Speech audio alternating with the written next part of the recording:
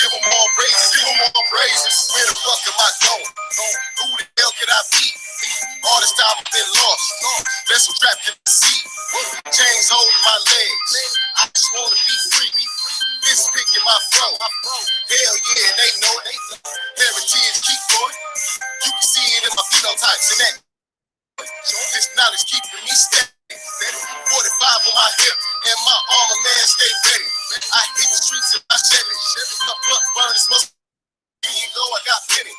Prayers up for what's in it. In the land I lost in it. Cause every nigga ain't feeling. And every man ain't willing. No heroes failing. No heroes for my family. But the people's killing us daily. Invader, this is for Invader. Sitting on me and Vader. All praise to the Most High. All praise to the Most High. All praise to the Most High. Give them all praise. Give them all praise. Invader. This is for the Invader. Invader. Sitting on me and Vader. All praise to the Most High. All praise. All praise to the Most High. Give them all praises. Give them all praises. Where the fuck do you come from? Kidnapping our babies. 11 million abortions. Whole country is scorched. Made him stealing my portion. Bitch, give me my land back. We ain't signed no contracts. Why you wasting all of our trust funds? We don't know who your daddy is, but we know who your kinfolk is. Take the food off of my plate. Eat that shit with my phone. Invader. Motherfucking invader. Invader. This is for the invader. Invader. Sitting home invader. All praise to the Most High. All praises to the Most High. All praises to the Most High. Give them all praises. Give them all praises. Invader. This is for the invader.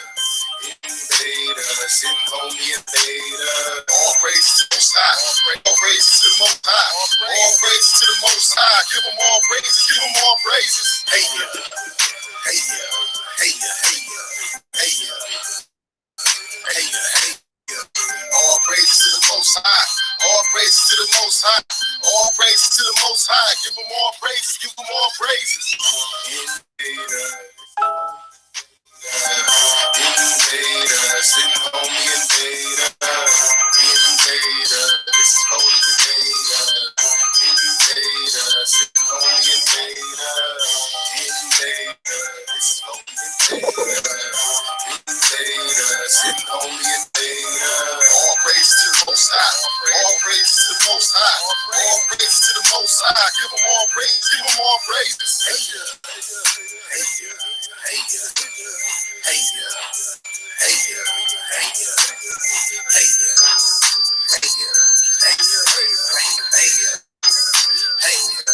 Hey yeah. Hey yeah. Hey yeah. Hey yeah.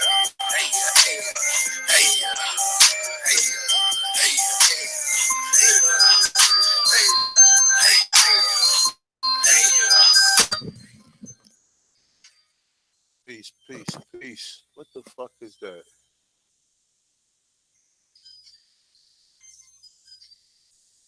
Man, my bad. That shit was playing the whole time. I ain't even hear it. Peace, peace, peace, peace to everybody. All the Aborigines, all the indigenous people, melanated copper colored people, North, South, Central, conjoining islands. Peace to everybody. It's actually a Sunday build with the brother Medicine Man on American Aboriginal history. Um, and we're gonna be building again, man. I got the brother AP on with me. If Holiday is in the link, I sent you. I mean, if you in the chat room, I sent you a link, Chief Holiday. So if you want to come on, you damn sure can come on. Um, yeah, man, let's get with it, man. What's up, fellas? Peace, big bro. You already know, man. We about to rock it on out, man. Uh, you already know. It's always a blessing, man. You already know, bro. Indeed, indeed, indeed. That's what's up, man. Medicine man, you with us? Make sure y'all get y'all pen and y'all paper out while we getting started. While we about to get started, this is about to be a heavyweight jam right here. No doubt. Yeah, man. I guess the brother medicine man must have stepped away for a minute, but until he come back, um, for the most part, what you got going on? What's going on today?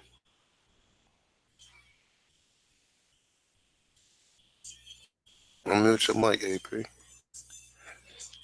Oh damn, my mic was muted the whole time. I'm talking and I'm like, Yeah, what's yeah. good? You What's gotta good? look. You gotta look.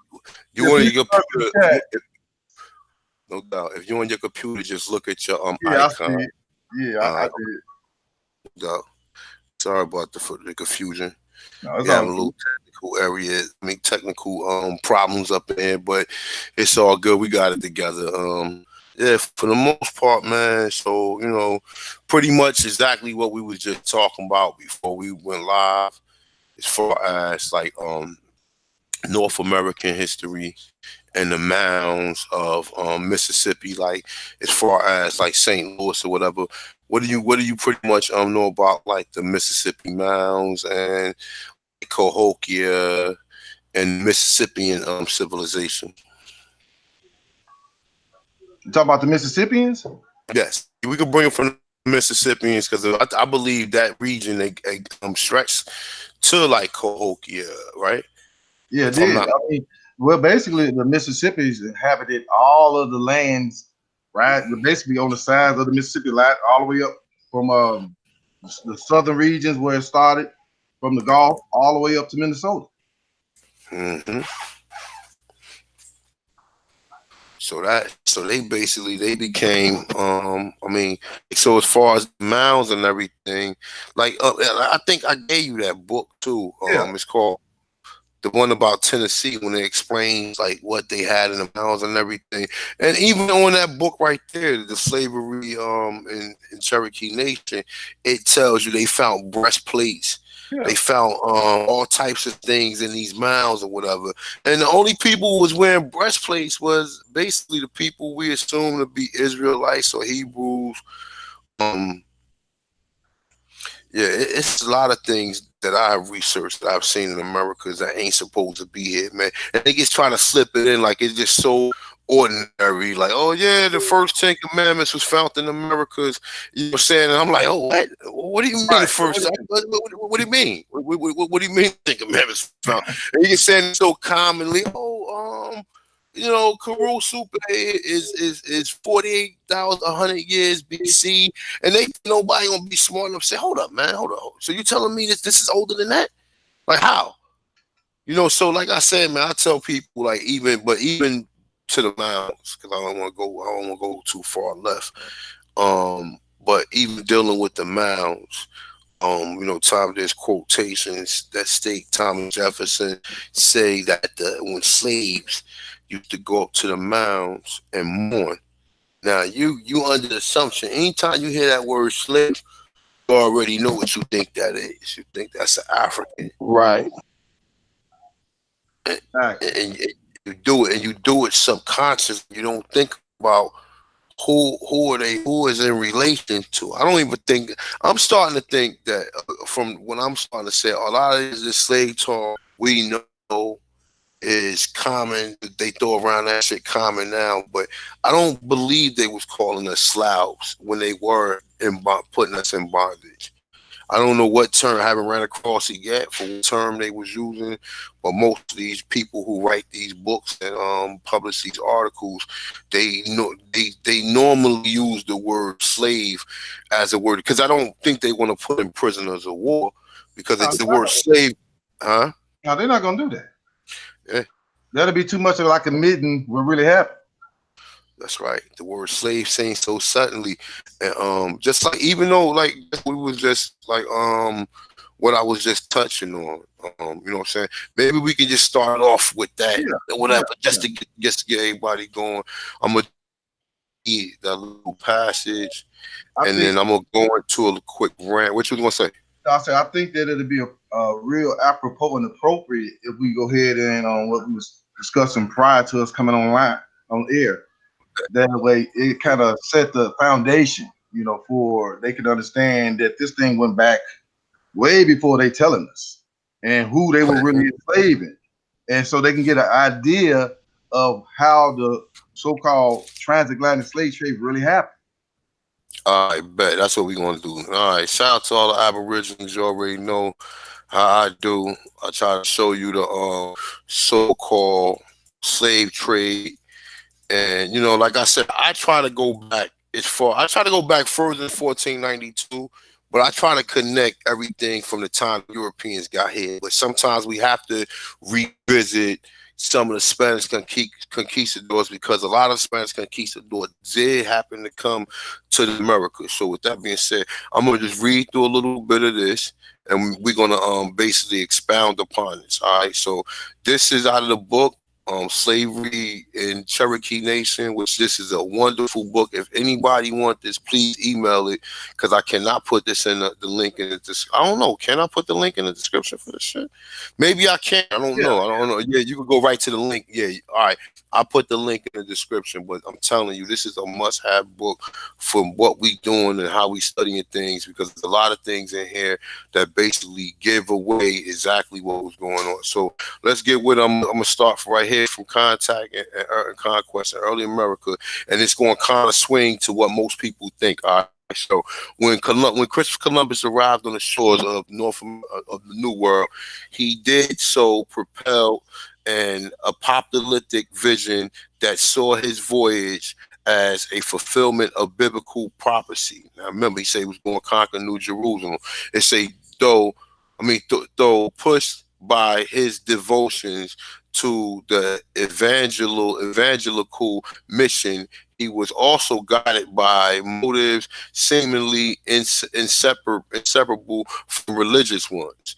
Least Christ rejoiced upon earth as he rejoiced in heaven. It say as he foresee that so many souls of so many people heretofore lost are it say are to be saved. It's saying let us be glad not only for the exaltation of our faith state, but also for the increased temporal prosperities in which not only Spain but all Christendoms. Now they was using the word Christendom. It say about to share in his letters. Columbus addressed this increase of temporal prosperity. If I am supported by some little assistance for them, I will give them as much gold as they have need of, and in addition spices, cotton, and mastic. I don't know what mastic is. It say which is found only in the Cheyenne, it say the Chias, and as much aloe wood as many heathen slaves. The word Indian mean heathen. It say slaves. It said their majesty must choose to demand. Now, we're gonna go into this shit, all right? Because like I said, every time I read something, it be something different, all right? Now I say from the very beginning of the exploration in the New World, the Spanish was driven by the mixed motives. In 1486, Pope Innocent the six or whatever the fuck, I don't know what that is, granted a bull of Granada. It say to Ferdinand and Isabella that spelled out the term the mission. It said for the precarious that freely embrace combat for the sake of immortal God, the greater their its insistence on diligence and experts pressing of the contest, and better they realize that beyond the salvation of their souls and the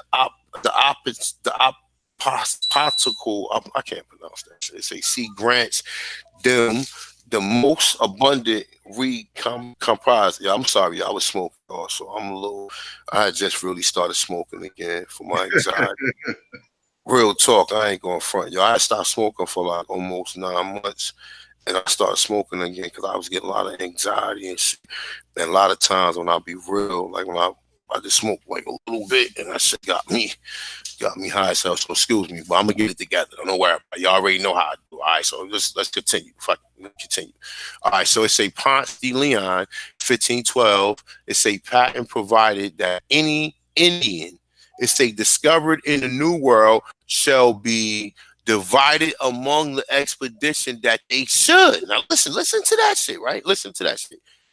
Ponce de Leon, 1512 pattern provided that any Indian discovered in the New World should be divided amongst his expedition, that they should derive whatever advantage might be secure thereby.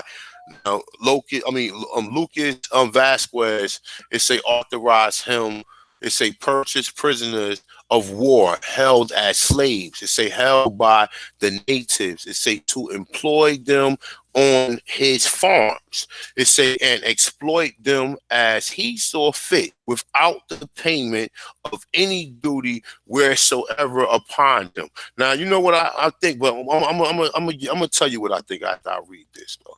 All right, so it say the first recorded contact between the Cherokees and the Europeans was with the Spanish. Now they tell you the Spanish and European. Now it's the explorer Hernando de Santos. When de Santos landed in Florida in 1539, he brought with him soldiers, chains, and iron collars. They always try to tell you that they came over here with yokes of chains. The West Africans came over here with yokes of chains on their neck and everything. No, but we're going to get to the bottom of this shit. Right. Like I said, it's too much. It ain't just this book right here. We got other sources that validates everything that he's saying in here. Yeah. So he say, so the Santos brought with him, just like the Israelites be on the corner. They came with yokes and chains, with iron chains. That's what the yokes is. When you see them things, the iron the yokes around their neck. It say for his acquisition. It say an exploitation of Indian slaves. Okay, so the Santos and Columbus never bought no Africans, which we've been talking about this. But check it out. We're gonna go further in. It say hundreds of men, women, and children were captured by the Santos and transported from the interior coast for shipment to the Caribbean and to Spain. Okay, a Cherokee, he say from Oklahoma, his father told him a Spanish tale. It say at the early state of the Spanish engaged in the slave trade on this continent, talking about North America, and in so doing kidnapped hundreds of thousands.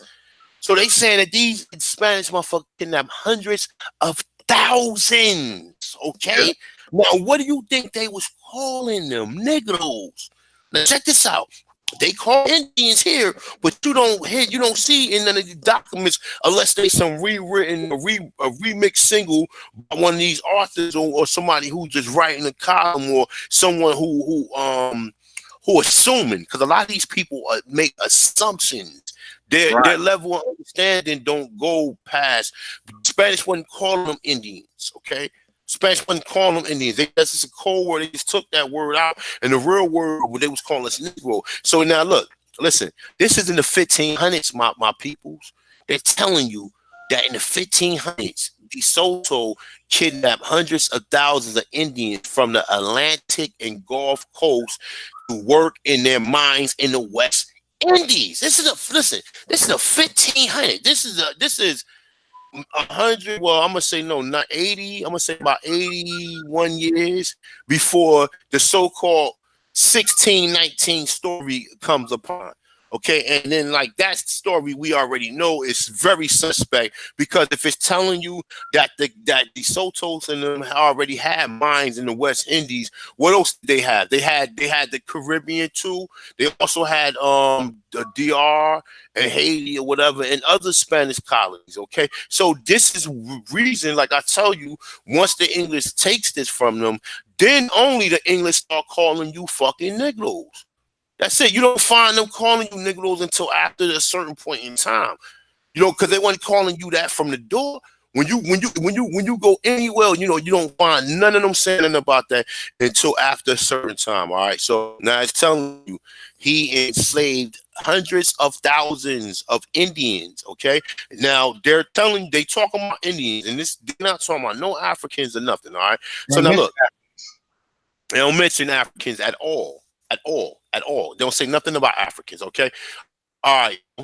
All right, so I'm gonna read through this, and we're gonna go to the other page. So the old ways of the Cherokee society embraces social and political system rooted in harmony, equality, and promotion of a common welfare. However, now the Cherokee face a grave threat from Europeans who believe themselves both racially and religiously superior. Racism and racial intolerance were critical components in the European disposition and enslavement of the Native American. Now they talking about racial shit. We already know who they created a class system about or whatever. So we know they ain't really got no hate against no so-called Native American like they do a black man. If it come down to a black man and one of these mongoloids, they gonna be like, you know what, man, fuck, come on, you with us, Tonto. You know what I'm saying? Or in some cases, they might pick the brother because they did employ the Buffalo Soldiers. Right. So it could go both ways. So all right, so it's saying all right, the originating the notion of natural rights. In the 17th century, concept of white supremacy was rooted in classic tradition of philosophical ideology, as opposed to the ideal balance and reciprocity, whatever. Central to the Cherokee worldview, Europeans persisted hierarchy and basic nature of humanity and enslavement of the inferior as result of natural hierarchy. Those therefore who are much inferior to others as are the bodies to the souls of beasts to men and the nature of slaves. He is by nature born slaves who shares in reason to the extent of apprehending without possessing it. Now, check, that's some deep shit, because that's how they really look at it. You know what I'm saying? They feel like if you ain't got the same intentions as them, then you are basically less than them. So therefore, they could do whatever they want to, because they're going to do a sneak attack on you. All right. So now let's get with this, right? So all right. So as you read right there, we read nothing about any Africans or anything. So now let's get to the good part. Okay. So I'm gonna read this right. All right, so it say what was originally the Black Legend. The Black Legend is them kidnapping fucking slaves here, because it ain't talking about no African, so it has to be that. Now check this out. It say of Spanish and whatever.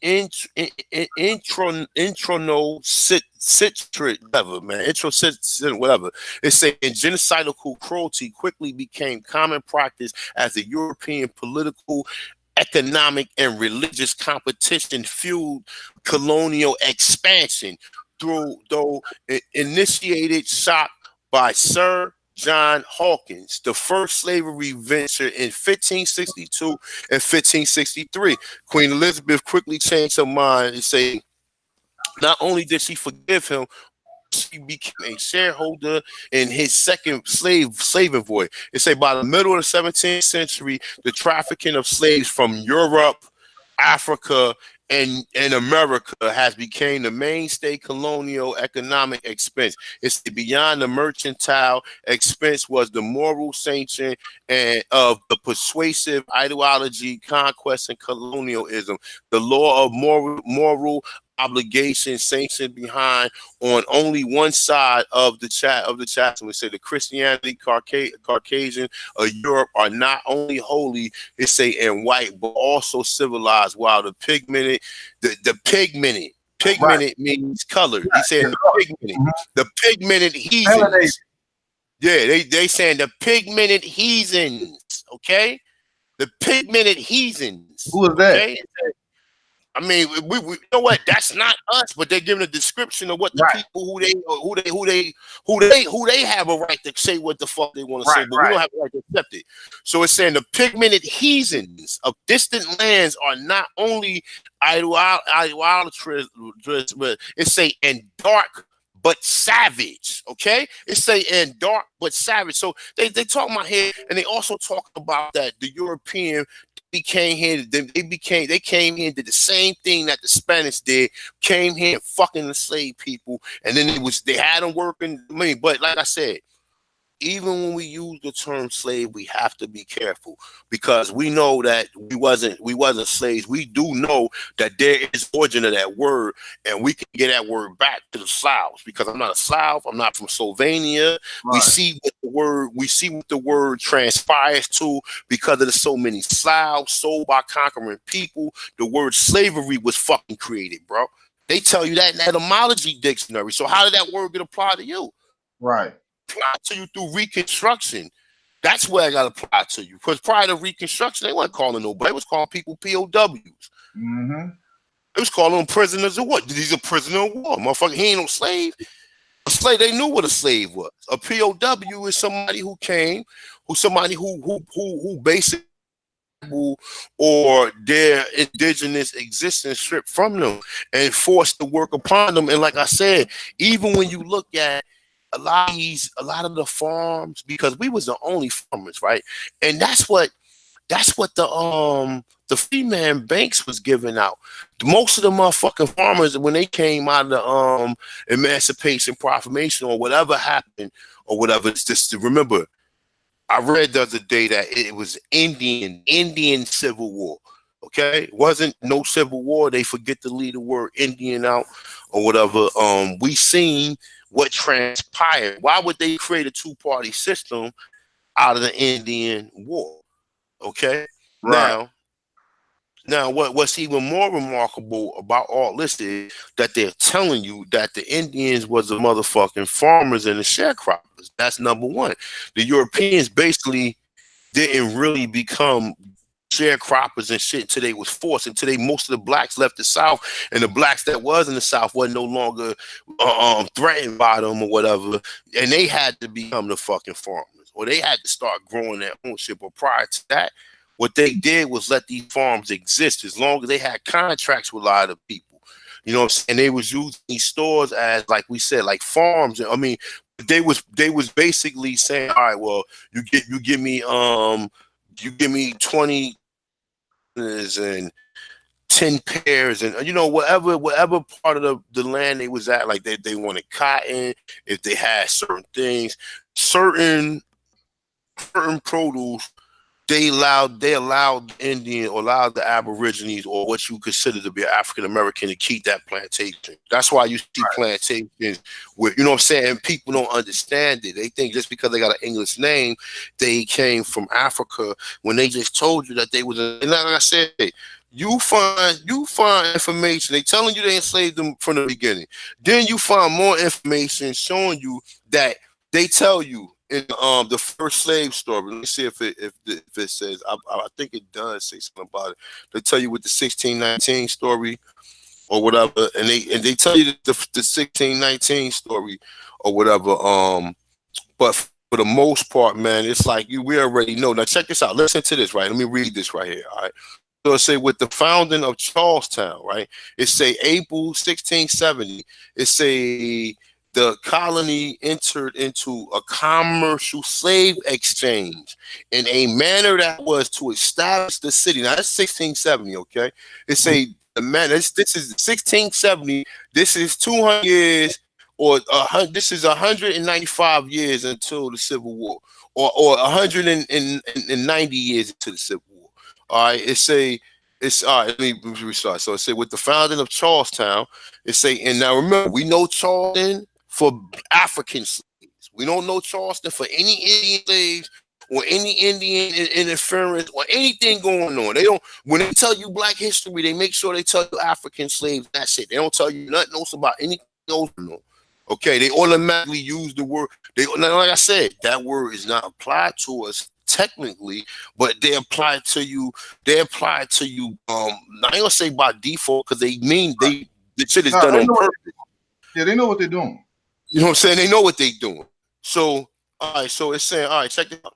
So all right, say so with the founding of Charlestown in April of 1670, the colony entered into the commerce slave exchange in a manner that was to establish. Now they talking about the colony, so don't think that it was slavery everywhere. It might have been slavery still in Massachusetts and certain parts of New York at this point in time, but understand they're still working their way south and southwest. So they're still encountering wars at this point in time, and they got one. It's one colony of people who probably made some type of friends with the Aborigines who was some because without other Indians they was not able to do what they was doing. They would not be able to exist. They would not be able to be even come on land. Even though in some cases you read, they say how DeSoto and them have bull mastiffs. You know how big a mastiff is, man. Right. You know what I'm saying? Like they say they had bull masses, man. You know what I'm saying? Motherfucker, they was tear your ass apart. Yeah. They was sitting there and they was putting the fucking armor on them. Yep. They put armor on the door. They let the dogs run through. Mastiff. Where the fuck they was getting mastiff? What was they making masses with, man? You know what I'm saying? Like, but all right, let me continue. All right, so look, it's saying the slave exchange in a manner that was to establish the city as the center of the slave trade for 2 centuries. Now listen, now this motherfucking writer has bipolar because he, for 1 minute, he tells you that they was enslaving indigenous people for all this time, but then later on he tells you, oh well, the Africans they intermingle with the slave or whatever. No one is giving you a direct number of how many Indians was here already and how many Africans you think they brought here, but they are telling you that DeSoto sent 100,000 so-called Indians. They say the West Indies, Europe, and the Europe, right? So now that's 100,000. We don't know how many. I'm assuming that the majority of them went to the West Indies, and they took a small portion probably back to Spain. But now they're telling you this in the 1500s. They were sending Indians from the West Indies. So that means a lot of people in the West Indies should have American Indian in them. Now that's number one. Okay, number two, the fucking what's the name? They was doing that in Massachusetts in 1621 too. So this continued in 1621 with the Pequots and the Nassagari and the Nassagari and the Wampanoag. Is it safe to say that we got the beginning of a Pacific slave trade and an Atlantic slave trade almost simultaneously? Well, Pacific, I'm not going even like I ain't gonna really talk about that because that right there is a whole nother topic. Because remember, the Pacific. I don't believe the Pacific came to later, even though I do believe people came to Central America and it was people sent. I believe that the people that's in Philippines came from Where's Central the America. West Indies and where's West Indies? West Indies is right up under like Florida. Because remember Cuba, Cuba, Jamaica. You got DR and PR. PR is all of the it's like I'm not gonna say the last island, but it's next to DR, but it's more south of DR. You understand? Cuba is the closest island. That's why people were able to swim from Cuba, and Haiti is right in Haiti. Cuba, Haiti, and Jamaica, all of them sisters right there. They right off of the coast of fucking Florida. Yep. Or whatever. So that's why you got people who take rafts and just float right on through there and they end up in Florida, you know what I'm saying? But nonetheless though, that's it right there. So the West Indies is going out from Florida all the way out to like settling along filling in that area right there where it's water at. It's where South America is at. But nonetheless, though, let me continue this right here, and then we're gonna get to we could talk about that. This is just to show people what was going on. They don't tell you none of this stuff and nowhere in history. Like I said, I'm working on a master's degree. Okay, I have never had any history class in life that mentioned Indian slavery. None.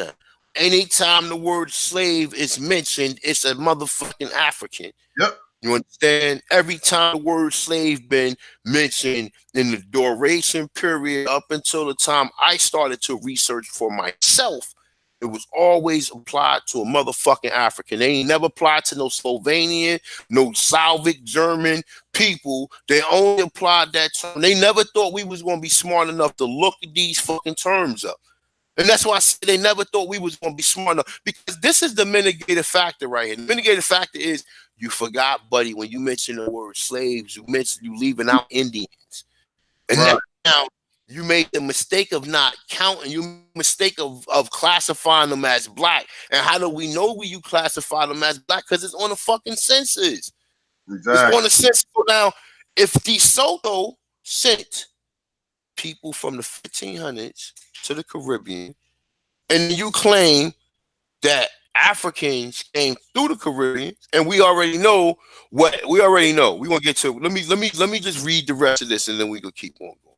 All right, so it said it was to establish the center of the slave trade for 2 centuries. All right, now they talking about the Indians for 2 centuries. They not talking about no African, even though in here I will get to Africans. All right, it say for the next 100 years, the Carolinas cited Indian savagery and depredation. I mean, the depredation and justification for Indian war against the Yamasee, the Tuscarora, the Wessos, and finally the Cherokee and the Muskoke.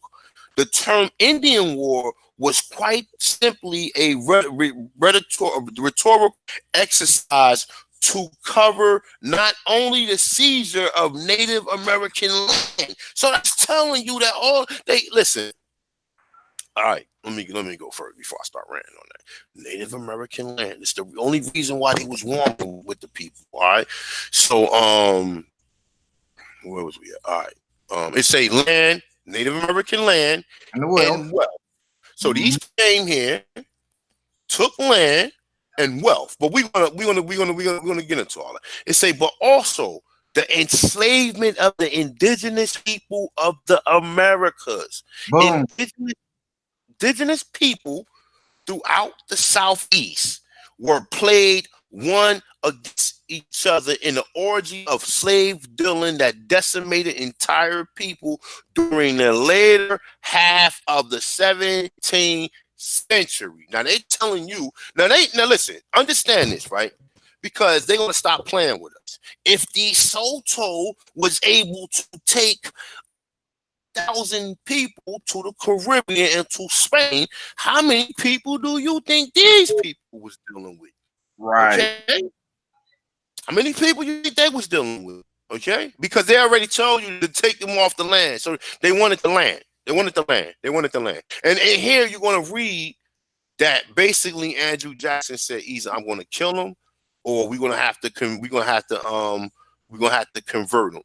And we're going to basically read all that. So all right, so so it says the enslavement of the indigenous people of the Americas. Now, where is this at in history?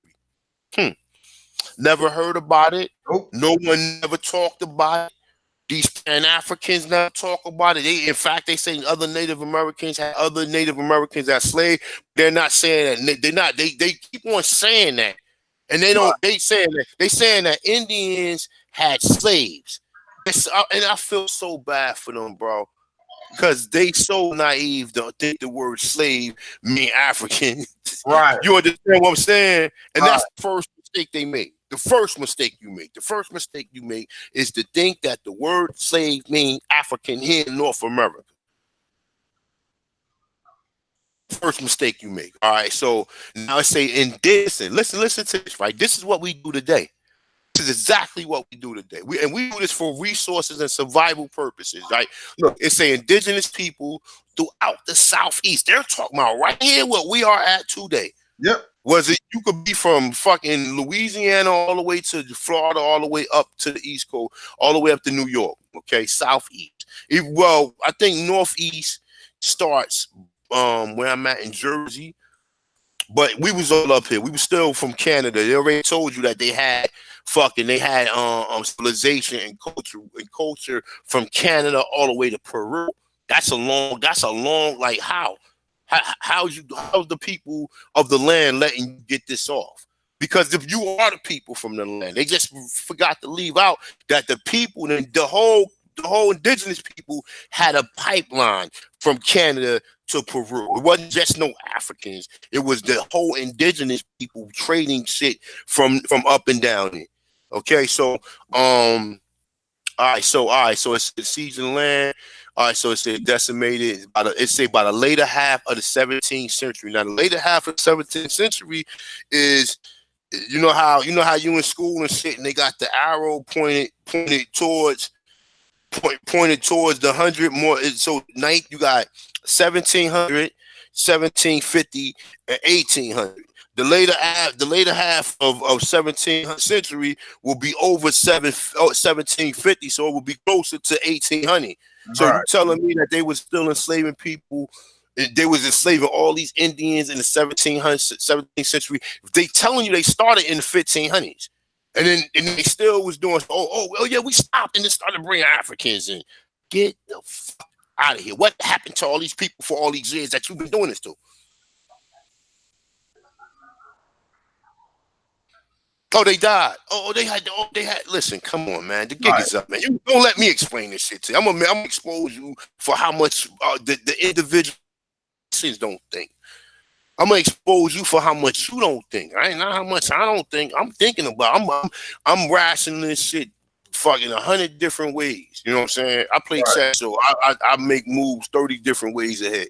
All right, so look, let me conclude with this part right here. All right, so it said Carolina was more active than any other colony in the exploitation of Indian slaves. So when we Austin and Juneteenth and all this shit that people always say that happened in Carolina, why are they telling you that Carolina was more active than any other colony in the exploration of Indian slaves? Indian slave trade in the Carolina with Charleston as its center. Rapper, now listen, here go the bullshit now. Remember, the only way that they're calling these people African are because either the word Negro was used, and the author can't see slave because he should be smart enough to already know that they were sending people from here to the West Indies. So you can't make that assumption if you don't see no documentation stating that these people was brought from there, and then you have to even the area when they claim they took these people from, you have to have these documented because the areas at these point in time don't have the same names as today. So you can't come to me with a common name like Angola or one of these words that was just created.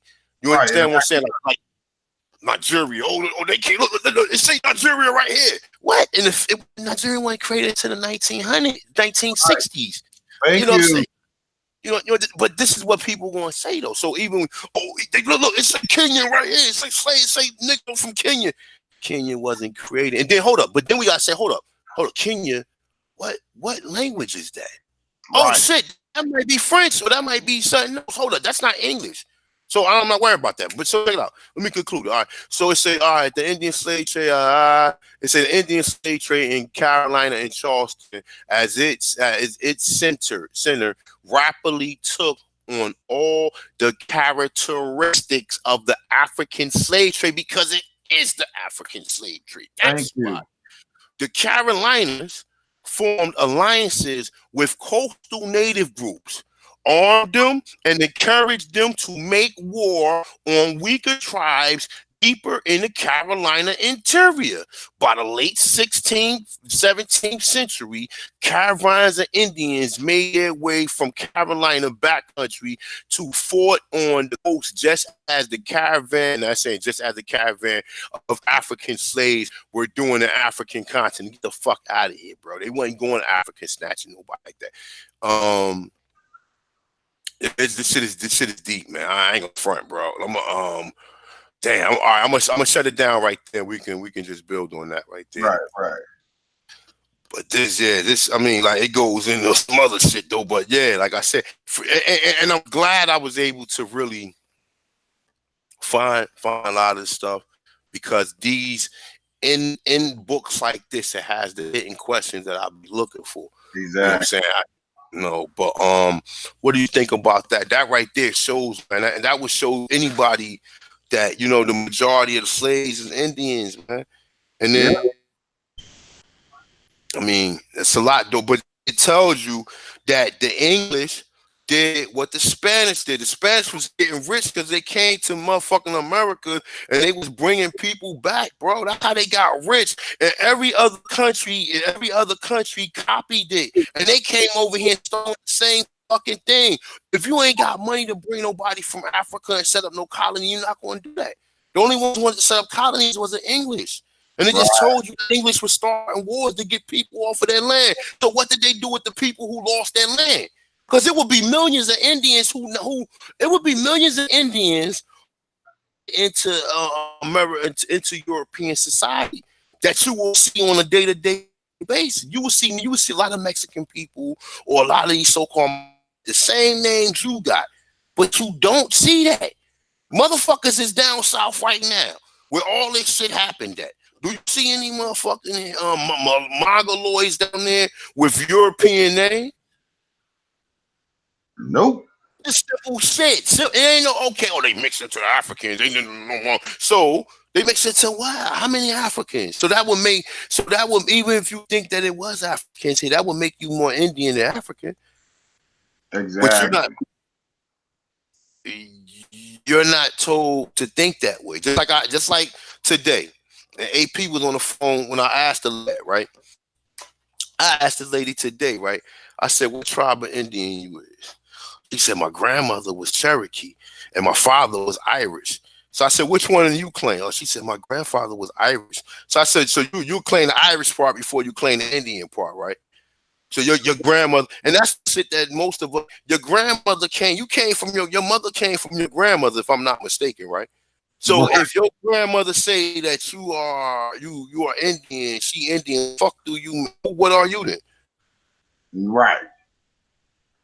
My African American. Your grandmother just sent you from here. Yeah, he cooned out right there. They cooned out right there. Who told you? Oh, well, everybody from Africa. The first. They found a monkey. They're trying to play us. I said they found the hominid, and this is where you came from. You understand what I'm saying? But when you look on the evolution scale, that same monkey turns into a European. Yep. Right, You understand? Yep. It goes right, monkey to European. Or is that right. just And even if you deal with the nitty gritties of what the evolution, like for instance, these Pan Africans, some of them, I ain't gonna say all of them, but certain niggas in the Pan African movement teaches evolution shit. They teach that they come from the apes or whatever, come from this damn common ancestor, and then this common ancestor, uh, lost hair, gained melanin, and then turned into your damn African today. You see what I'm saying? Then it eventually turned into your white person. right? So even when the story takes off, like the only reason an animal even grow hair because they don't got melanin. So if it was a lose hair, the motherfucker ain't gonna have no melanin. It's gonna be white as hell up under the hair. That's common Mm-mm. sense. That So monkey. they whole theory telling you that they came from some pale ass white hairy thing, turned into a black man, then turned back into a white man. Like it don't make sense. Bro, Lucy was a motherfucking Neanderthal hominid, man. Even though they got all these different names and all these different long ass terms of how they came up with this shit just to make it sound important. Oh, that's an anthropolithecus or whatever the fuck they call it. What the fuck is that? Who made that up? How do you know that's what that is? Like, you know what I'm saying? That look like a motherfucking ape to me. That motherfucker look like a damn ape. When you trying to say that people ancestors came from this shit, man. Like you see how ugly that motherfucker thing look, man. Lucy, you see how that shit look, man. Like and to tell us the players and say, well, your ancestors came from this right here. You know what I'm saying? Like, but you only found one. Where's the rest of them? You should have hundreds of thousands of fucking Lucia bones. Man, that's why I be saying like that shit be all made up. Like, and they don't even be having a full body or even a 70%. Like, they might find a jawbone and an ankle bone, and then put together the rest of the body off of what they think and shit. You know what I mean? Like, yeah, these teeth was sharp as hell, so they was predator. You know what I mean? Like, they just be making up shit, dog. Like, you can't just go with everything that they say, because once you keep tracking back Lucy, so far it's gonna be a damn platypus or a damn fish or something, a damn single cell organism. Let them, according to evolution, like the shit don't even make sense. But that's where they care to you know what I'm saying, they care to go with this whole history. And they think that see, because white people see what happens with us is this. We go to these schools, and because either you pay for them or you invest time into the curriculum, you assume that what you learn is right and exact. So therefore you go out into the world and you meet the touchless one, and you be like, yeah, well, I'm gonna say, you meet me on the bus stop, and I'm talking to you, and I'm like, well, how do you know you're African? Oh, I took my DNA test, and I'm half Kenyan, and what, what, what? DNA don't tell you race or ethnicity. Next, are you what? Doesn't tell you race or ethnicity. And then these niggas so weird. Like, you go back 10 years ago, y'all niggas was claiming that you was African then. You go back 20 years ago, you niggas was claiming that you was African then. How the fuck was you telling me that you was African and proving it without the DNA test? It didn't exist then. How the fuck was you Exactly. proving it? Through Exactly. genealogy. You niggas wasn't doing it. They proved it through observation and through descriptive terms, or what is it? But then again, you can't say that because you got African. Listen, bro, you got Africans that look like Latinos, which ain't nothing but Middle Easterns.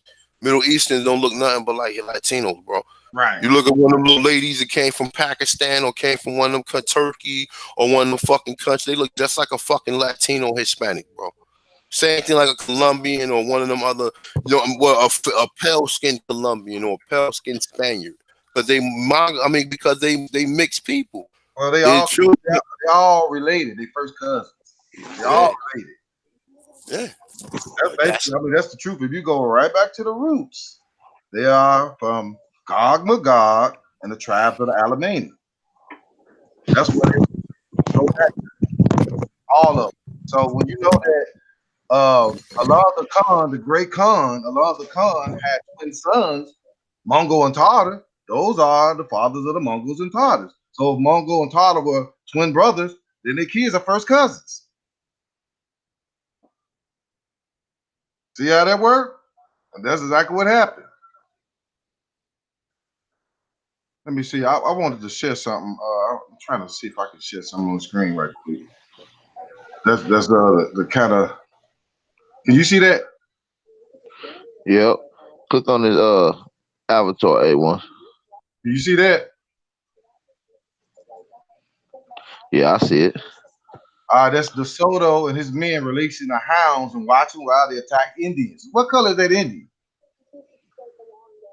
What that Indian look like? Do the Indian look like Right. Mongos that's parading around saying they Native Americans today?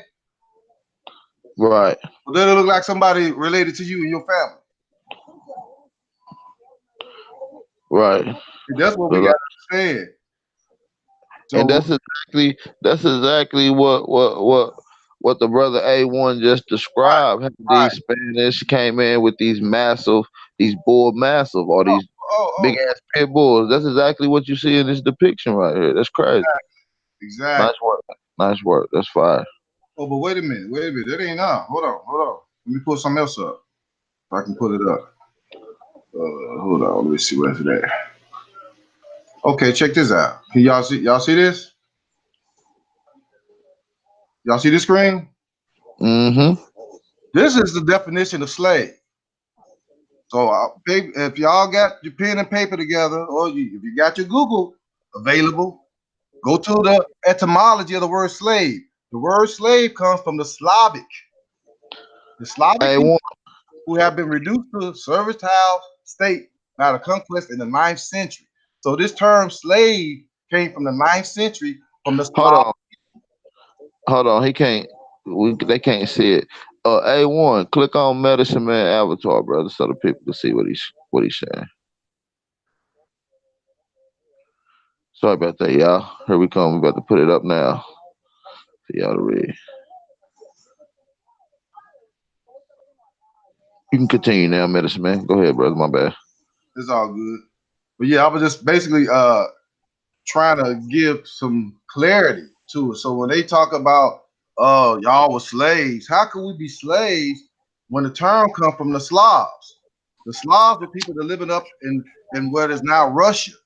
They Hey, were enslaved by the Arabs, the other cousins, in the ninth century. click on the etymology one. You heard me? Click on the etymology Yeah. one. They're gonna give you the BS. I wanted to. Before I do this, let me But check nah, this but out. nah, but nah, but look. All right, so go down right there where it says see sloughs at, right there. Yeah, You see where hold you on, see sloughs at? Wow. hold on. Let me go back right quick. I want you. I'm gonna go back to it, but this is the primary definition before we go to the etymology, because they're gonna put this as a secondary now. But this is the primary definition: Slavic Oh yeah, I got you. Slavic people who had been reduced to a servile state by the conquest in the ninth century. All right, so now when we go to the etymology, of course, it's going to say that too, but it's going to read off basically, it's going to say use uh, as a secondary sense because of the many Slavs sold into slavery by conquering peoples. But this term wasn't even used until these people were enslaved or conquered. But if you notice, look, but if you notice, right, it doesn't mention nothing about no Africans, bro. No, I don't mention If you anything about read it, it. if you Slavs are read, white folks. They are anthropoid, pale-skinned people. These are the true slaves, Slavs. Those were the people where the term slave comes from. So when they say, "Oh, you a slave?" No, you can be a slave. Are you a Slav? Are you a pale-skinned Slav from Russia, from Croatia, from Ukraine, from the steppes of the Caucasus? If you're not, then that don't apply to you. And when we talking about these conquistador dogs, what you were talking about earlier, look at this. The dogs of the conquistadors brought with them mastiff breeds who were hardly the Latin variety or destined for the plate. These attack dogs often wearing their own armor were the common European shock and awe tactic of the period. Now you go to the images. I want to show you this one. Boom. That's how they came over here. That's how the dogs were looking when they were sick of them on the people, on the indigenous people. I got accounts in America being the latest and greatest, latest and most accurate discovery of the new world. It's saying that Right. sometimes they didn't even want to waste their bullets. They are sick the dogs off on a whole village. Just go in there and just rip people apart. And then they let the dogs handle it. yup. Or they might shoot somebody down and then let the dog go finish it. So they would save bullets. This is Yup. what they said in the book. So I wanted Mhm. people to understand that and be cognizant of what really went on and what that term slave is. This term slave is not, it does not apply to us. It was put on us, but it doesn't slide, it don't apply to us. If you can see right here, it's for the Slavs sold into slavery. Slavs. That's where the word slave comes. Slavs sold into slavery by conquering people. Who were those conquering people? The Arabs at the time. The Muslims. They called them the Muslims as far as the description of them, but we know who they are. These were the people who were enslaving these Slavs and selling them. So this is where the term slavery comes from. And again, if you're not from the Ukraine, if you're not a Zentricor, if you're not pale skinned, if you're not from Russia, if you're not from the steppes of the Caucasus, This term does not apply to you. They just put it on you. So I wanted to share that to do a recap on what we had just shared. Nah, that was fire. I think you should pull up that picture again with those bull massive on there. You know what I mean? Showing how they ripping across the indigenous aborigines. You know, You they talk about ripping this them right apart. here? You talk about this one right here with the DeSoto? Cause that's exactly what A1 was explaining. De Soto Yeah, came in with bull right, massive, and here go the picture right. explaining. All right, you click on it, A1. Can everybody see it? Hold up. All right, Yeah, this is a historical illustration of the Soto and his men releasing the hounds and watching while they attack Indians. What I want people to pay attention to, look at the people standing around. This is the Soto on horseback depicted. These are the other conquistadors. These are the dogs that they were sick. Look at them all sitting here watching them eat this person alive. Now, does this look like a Mongol that call themselves a Native American today? Would this be a good description of them? Or would this be somebody that you could say probably was kin to you and your family? See, this is what we got to go ahead and separate, draw the line in right here. Because there's too many of these Native American or so-called Native Americans, these Mongol, Tartar, Han descendants who came into these lands and are claiming to be indigenous. When they were nowhere in the colonial states, nowhere in the southeast, nowhere. When all this stuff was going on, when all this history was being recorded, they were nowhere around. They were in the West. They weren't discovered until, well, I'm gonna jump in the gun a little bit, but just so it could kind of set it up for later when we go into it. But let me bring this up right here.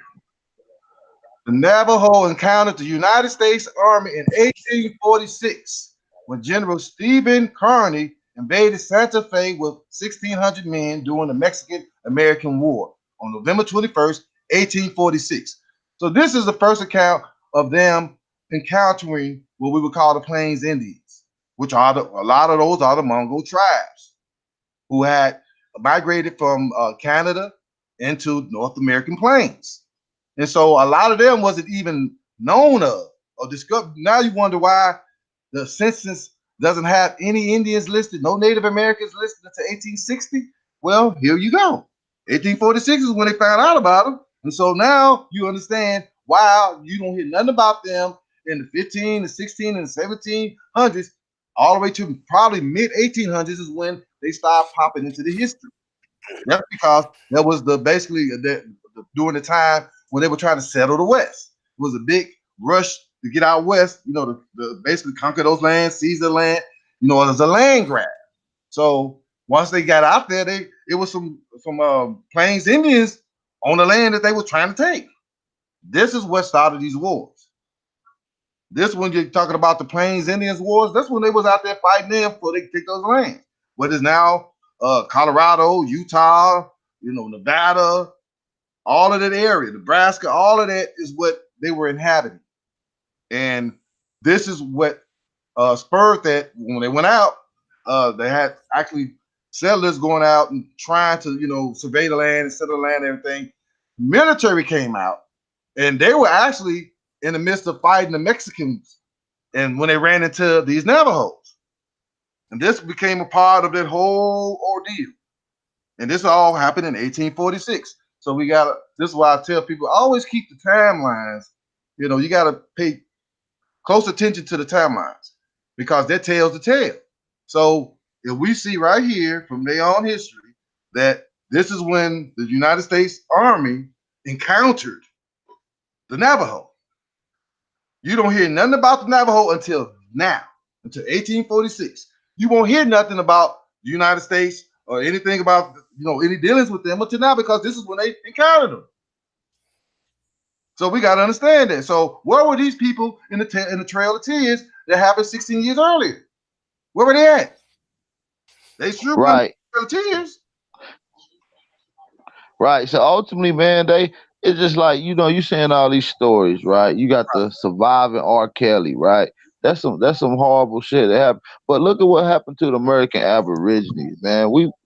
the story is surviving the United States, man. Look, You this is see what what I'm happened saying? right here. These massive dogs that they had with armor on. This is what happened to us. This is what they brought over here. This is one of the historical depictions. As you can see, they ripping the people apart right here. He biting off the head, biting off the arm right here, biting the face off right here, eating his face up right here. That's a brother or a sister. Look how dark they are. This is what I'm trying to get people to really look at. They depicting us. These are what they would call Negroes being ate up by these dogs.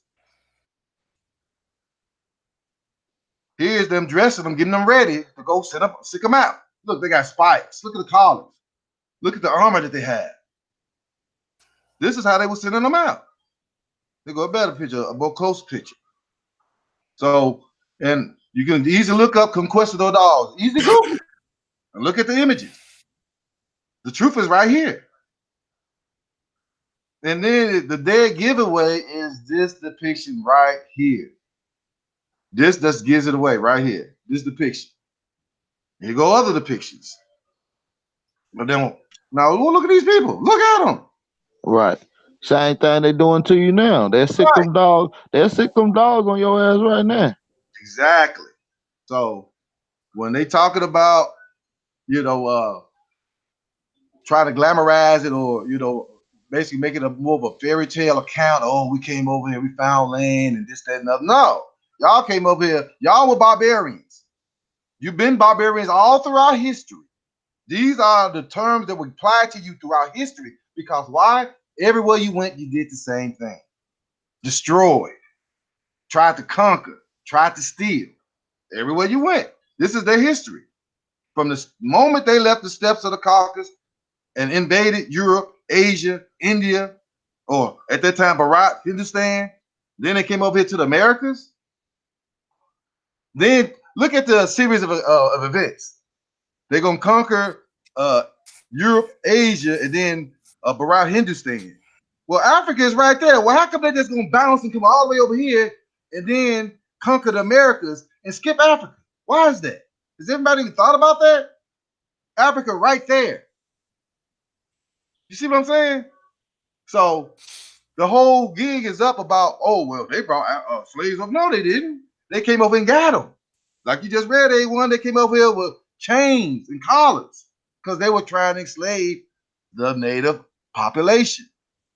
That's what was going on. And this is what their method was. Bring their dogs and guns. That's what I tell people. Yeah, it was a little disease, but it was more so dogs and guns. That's what killed and that's what conquered a lot of our ancestors. Mm-mm-mm. Like I said, dogs as weapons of war right here. Africans was in on it, so that's why you got to realize that's why they didn't get colonized. Right. Well, they didn't get colonized until they flipped the script on them, and and then went ahead and then put the 1682 that all Indians and mulattoes and Moors are Negroes. That's when they got them. They flipped the script because they had to stop doing laws on them because there was too many Moors owning white people. They was on the white slaves. They didn't like that.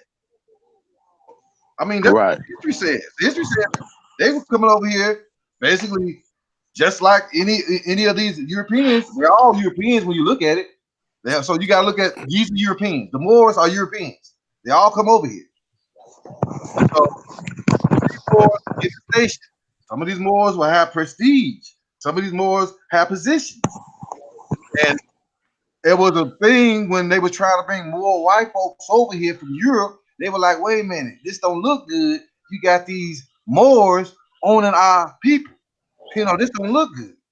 So they made laws so that people of color couldn't own white folks. That's why. That's what they're telling us in history. And then this goes back to the ADOS argument. There's a lot of white folks that are descendants of slaves. Those are the real slaves. We're the prisoners of war. I don't want no reparations. I want my land back. Hey yo, hey look, that's what the free mans wanted. The free man said they don't want no money, they don't want nothing. They said they just want their land. They don't want no apology or nothing. They said they just want their land back. This is what the free men Right, said. This what no, right. I'm telling you. Look, listen. When they took the Freeman Bank Act, when we're dealing with the freemen, they asked the freemen because what happened was this, right? Check this shit out real quick. I'm just touch on this real quick, right? Go ahead. Lincoln gave the freemen land. They gave them, and they said, you know what? Let's give them a mule, which the 40 acres in a mule, right? Then he asked them, did they want anything else? He said, well, we can give them a plow, right? So he gave them all this in 1865. They killed them in 1865. His successor, which was Andrew Johnson, was the one who basically hired John Booth working what's the name to kill him, and it was all basically dealing with this because the secret society had already been formed in which they put that president in place to where he can go and take all the land back from us. But I just wanted to just touch on that. He said we don't want. That's all the freemen said they wanted their land back.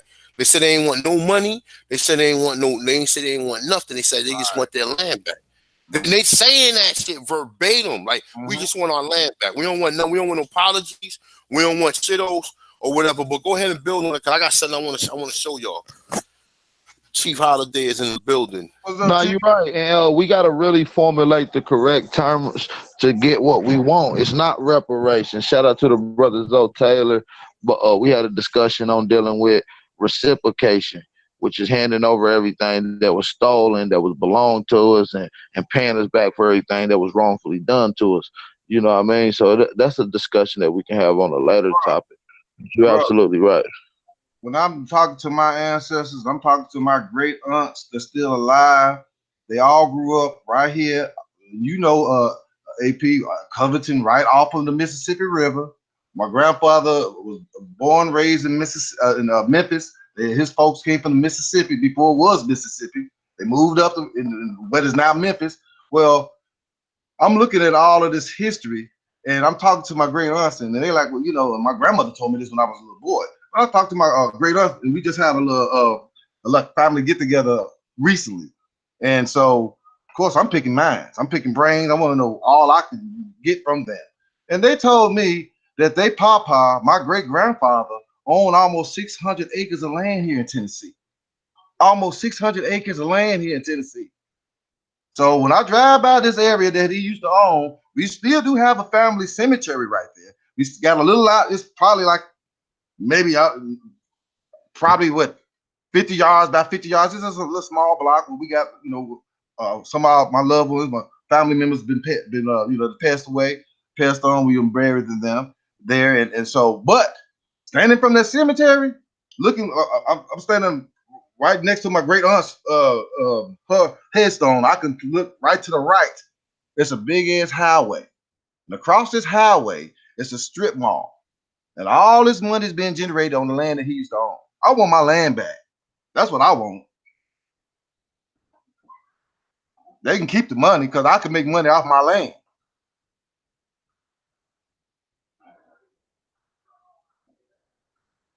So And that's I the want. reason. And that's the reason why. That's the reason why. And they said that in the Freeman Bank they had almost fit. They said they had $52 million back in Yeah, the 1800s, man. yeah, you know Fifty million that's dollars. worth trillions now. That's Yeah, worth they said that trillions. was among 61,000 people though. They Yeah, said that was among 61,000 people. That money, it was 61,000 people on that money. So mhm. so you know how, because you was the one doing everything. When these people go, all right, okay, they could bring guns here, okay, they could bring their savagery, but they can't bring their skills to really survive here. They wasn't good hunters, so they needed you to provide that. So of course, if you had your own farm, most of the people who was working on that farm was working on their own farm, but they was basically under pressure the European. So it was Right. like you were working your own farm, but you had to produce a certain amount of product for the Europeans to give him his, He was extorting you for protection, for him to protect you, which we know that they wasn't protecting us because that's what the KKK. So a lot of these things are double jeopardy. But I want to show you something real quick before we move on. Right now, check Great. this out. I want to show you. This is um. Let me see if y'all can make sure y'all can see my screen. All right. All right, so these are the pictures of a couple of the different Southeast tribes, right? Now, this is a picture of the Cherokee chief, right? Can y'all see my screen? Yeah, I see you. All right, this is a picture of the Cherokee chief. Now, I assume this is back in the 1800s. This is a white man back in the 1800s, right? Now, when you look up and you look up most of the Cherokee chiefs, right? Let's see, let me go back. When you look up most of them, all of them are, bro, the 1800s until now, right? Now, look, this was he was the latest one, but when you look up all of the Cherokee chiefs, all of these bastards are white, right? Yep. And the same thing, like you see this guy right here. He was the more recent one back in 2013. Right. And they put the government do is they put these bastards. How the fuck is this nigga? This nigga's an Indian, but you not an Indian. You Right. know, he's an Indian. He's an Indian, but it would totally disqualify you for being one. Like Right. this is like the racism, and now that's the Cherokees. Boom, that's the Cherokees. This is the Choctaw. Yep. This is the Choctaw, okay? This is Choctaw. But he will expel you from being one because look who they put in their place. They put moles inside these so-called tribes and get the people to vote for them because they funded by the government to do things for the people, so the people gain favor for them because they fund. You know what I'm saying? They funded by the government, so the government throw them little trinkets to get them to like certain individuals who doing stuff. And when they run for chief, they vote for them and they win. That's exactly how they do it. Now look, that's the Choctaw one, right? I want to go through a few of them. I just want to show you. This is the Muskegee, the Creek. This is the Creek. What's the name? Wow. You see Who's that? this? Lawrence? Who's that? Lawrence Welk or somebody? Bro, you see that? You see that? Wow. Look, and he another one. Look, executive branch, the Creek. This is why I can't get in there. Right, this look. We know why we can't get in. Who's that? Tom Brady's grandfather right there. Who's that, mother? Exactly. What's up, man? You see this shit though? Look. And look, this is Cherokee. Look, this is the Cherokee tribe. This is the Choctaw tribe. This is why you motherfucker. This is why you ain't in. And he ain't so. So now look, understand this. Now, right now, I'm showing you tribes from the southeast. Okay, the tribe. You don't see Asian features. Now, this is three different tribes. Even though that these are white men, what they going to say? So where's the other Indians at? Where's the original ones at? They made you assimilate. You say, you know what, man, fuck it, man.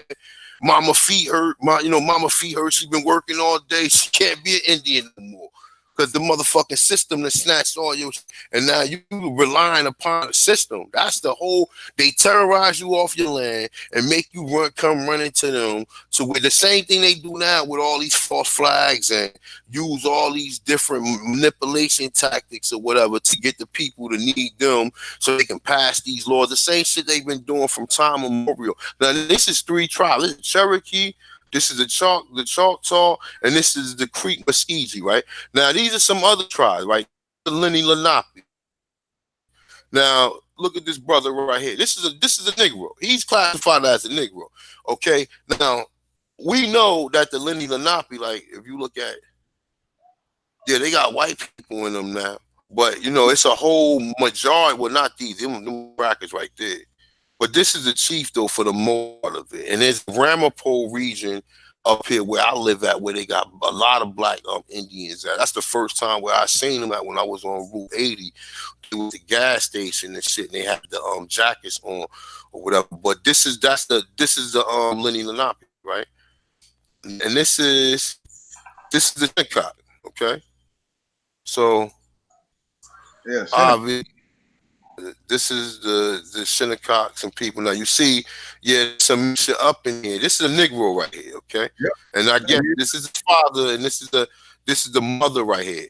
But you see that the mother is probably mixed black white too. You understand what I'm saying? Like, you got to look at it like, and then when you go to this is another picture right here. This is the Shinnecock. All right.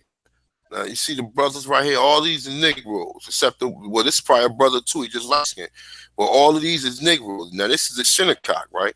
Now what's the last one I'm gonna show right here, right? So this is the I believe this is Nassagari, but there's a bunch of different tribes that's from that area, right? Now look at this. Look at this picture right here, right? I got a couple pictures I'm gonna point out, right? Can y'all see this right here? Let me see if you can see this picture. Look, look. Her name is. Let me see. Olivia Ward. Let me open it back. Her name is Olivia Ward Bush Banks. It said a Montauk Indian. It say May 2018 69. Now look, that's just one picture, right? Now no nigga, oh man, you niggas Googling, you know what I'm saying? But check it out. It's a bunch of different pictures up here where they got obviously Negroes, right? It's another picture right here. She can be classified as a Negro. Straight, she can be classified as a Negro, right? This guy right here can be classified as a light-skinned Negro. Now, but my point, what I'm trying to prove is that if Mongoloid was here, well, where are the Mongoloid features at in any of the Southeast tribes? Because that's where the study got to come from. The study got to come from phenotypes to prove who was the people here. We know this crack. This is a cracker right here. This is a motherfucking street cracker right here. So he's a Montauk Indian. This is a fucking cracker right here. That shit is sickening too, bro. Just to let you know, this shit is just heartbreaking. This shit is pathetic, man. This shit is sickening. Seeing these pale faces taking over our indigenous tribes like that, man. That's crazy. You abandoned it and ran to them for protection. Look at this picture right here. This is a power grounds, right? Now look, now you see the mixture. These are Negro right here. You see them? And this is the reason why they give you the Indians, because the Indians that they try to show you that's Indians ain't nothing but mulattoes, man. They ain't nothing but fucking mulattoes, man. Let's see some of these Indians, these pictures. Now these are them some motherfuckers from the South Plain, cause we ain't wear all that shit. That's how you know we ain't wear that shit right there. Well, these are some more Negroes in here. This is another powwow. But ultimately, like I said, when you look at the tribes from the Southeast, you see no Mongoloid feature in them. Only thing I can get out of them is that they fucking mulatto, that they gave the mulattoes the title of these so-called Indians. That's the only thing I can cover. Yeah, look, they gave them the title as chiefs. That's what happened with the Cherokees. That's who moved the Cherokees to Oklahoma. It was a mulatto chief that they put in place. Andrew Jackson did that. You know what I'm saying? In his book. Yeah, but see, they was in cahoots. That's what I'm saying. They were in cahoots. They made a deal with the guy who took I forget his name, but he was a mulatto Cherokee chief. He was the one who convinced the people to leave. Most of the ones that did leave, he convinced them to follow him. And keep in mind, a lot of these people that left were mulattoes, or $5 in his, whatever you want to call them. You know, some of them, you know, probably did leave with him to go in that area. But there was a lot of so-called Negroes. That's what they're not telling us. There was a lot of so-called Negroes. And what they were doing during this time is basically a lot of the mulattoes, or the mixed European and indigenous people, they were putting them in place on these tribes as chiefs. So they felt like, okay, we put them over them, well, he's gonna have allegiance to us because he helped us. And so that's what was going on. And then you got to take into account, once they start moving a lot of the people out during the Terror Tears, when Andrew Jackson put that through, years later, once they encountered the Mongoloid tribes in the West, you don't think that they moved some of them out here and put them in place and replace some of these people, and now they're calling themselves, you know, the tribes of these areas? Because they all was out in West, all in the plains. This is what they're not telling you. A lot of the reason why is because a lot of the Southeastern Indians, or you might say from This side of the west of the Mississippi, from the east of the Mississippi, was mostly melanated tribes. From the west of the Mississippi, it was melanated tribes, but it was also Mongoloid tribes, and they were Yo, warring against each other. yeah, exactly. You're right about that. I found something that basically covers exactly what you were just saying about how they gave the European, but we get seen that through the images. But Right, this to show you how far back, because most people think that it just started like with the $5 Indians. That's the reason why you see white men. No, they was doing that shit from the start. That's what I'm trying to tell you. Like day they one. never give you, huh? They were doing it from day one. Yeah, from day one. That's what I'm trying. Yeah, and they never give you an image of a real Indian. They try to paint. We know it, unless you don't know history, then you know it shouldn't be no white man, no motherfucker. It shouldn't be. That should be a conflict of interest just on all levels of any degree of any rightness, anything that's right and correct or balance this universe should not allow any white man to be a fucking Indian chief, considering that what white man came here and did. Just on strength Right, of that alone, they should automatically be disqualified. You know what I'm saying? Automatically. I don't give a fuck. You, and then they try to, I'm 1/8 none of get your ass out of here. You're a European. The fuck out of here. You know what I'm saying? You ain't no fucking Indian. The fuck out of here. And they right. run around here with suits and shit on. You telling me I don't know the culture, but you run around here you run around here at tea parties eating sushi and fucking caviar or whatever and chumming up with the motherfucking teacups and tea sets, but you telling us that we not Indians. Right. Look at this cracker. And I know these motherfuckers be listening to me. Look at this cracker. You understand? Look at this cracker right here. Okay? Do this motherfucker look like he ever wore a fucking war bonnet? He wore a war bonnet playing around and shit. Like, let me see that. You know what I'm saying? Like, let me put that on. You understand what I'm Right. saying? Like, it should be against the law. It should be against the laws of the laws of the universe. Shouldn't allow it. It's like the laws of the universe. Hey, bro, who is he the chief of? What country Cherokee. club is he president of, bro? This is crazy, man. It can't be Look real. at him though. Look at this guy right That here. can't be Look at real, him. bro. Look at him right here. Look at him. And look, and he He's a Choctaw, right? And that can't be. No. Look. He was the chief in '97. Look. He was the chief 22 years ago. You understand what I'm saying? While we wasn't even sitting here talking about this shit, he was the chief 22 years ago. Then they try to throw this motherfucker in there.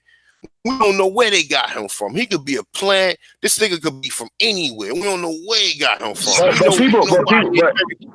But they don't understand eugenics, though. Like we mostly get most of our pushback comes from people who say they're against eugenics, right?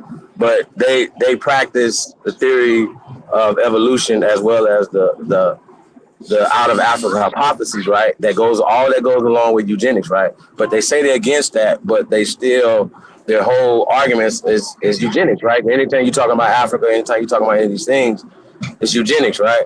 So these people know that these are not the original people. That's just what it is. The cosmology of every tribe of the people. I mean, this is laughable for anybody to even have a conversation about this anymore. Like, you know what I'm saying? Look at this guy right here, Chief. Look at him right here. Look at him real quick right here, right? You see the guy I got on the screen now? His name is Jack Austin. Jack Austin Jr. became assistant chief of the Choctaw Nation in 2014 after serving as director of the Choctaw Nation Recovery Center in Oklahoma. Right, this shit is a fucking joke, man. Like this shit should be like Bruce Jenner or something.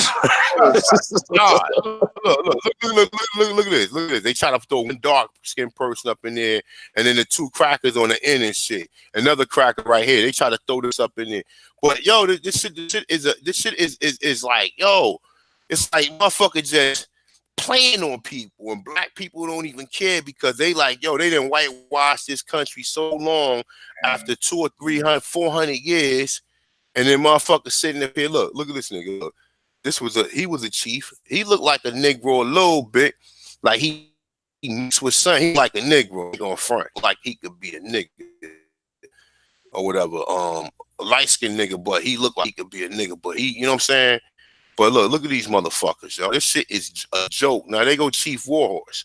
Now while you Google, she come up and this cracker come up. Because you know why? Because the feds and the government put this motherfucker in place so you wouldn't get in. So when you claim it, they be like, oh no, nah, stop him at the door. Like, nah, don't let that nigga come through. Like, nah, you African. Right. No, you African. Stop him at the door. Look, they got these niggas stopping you at the door.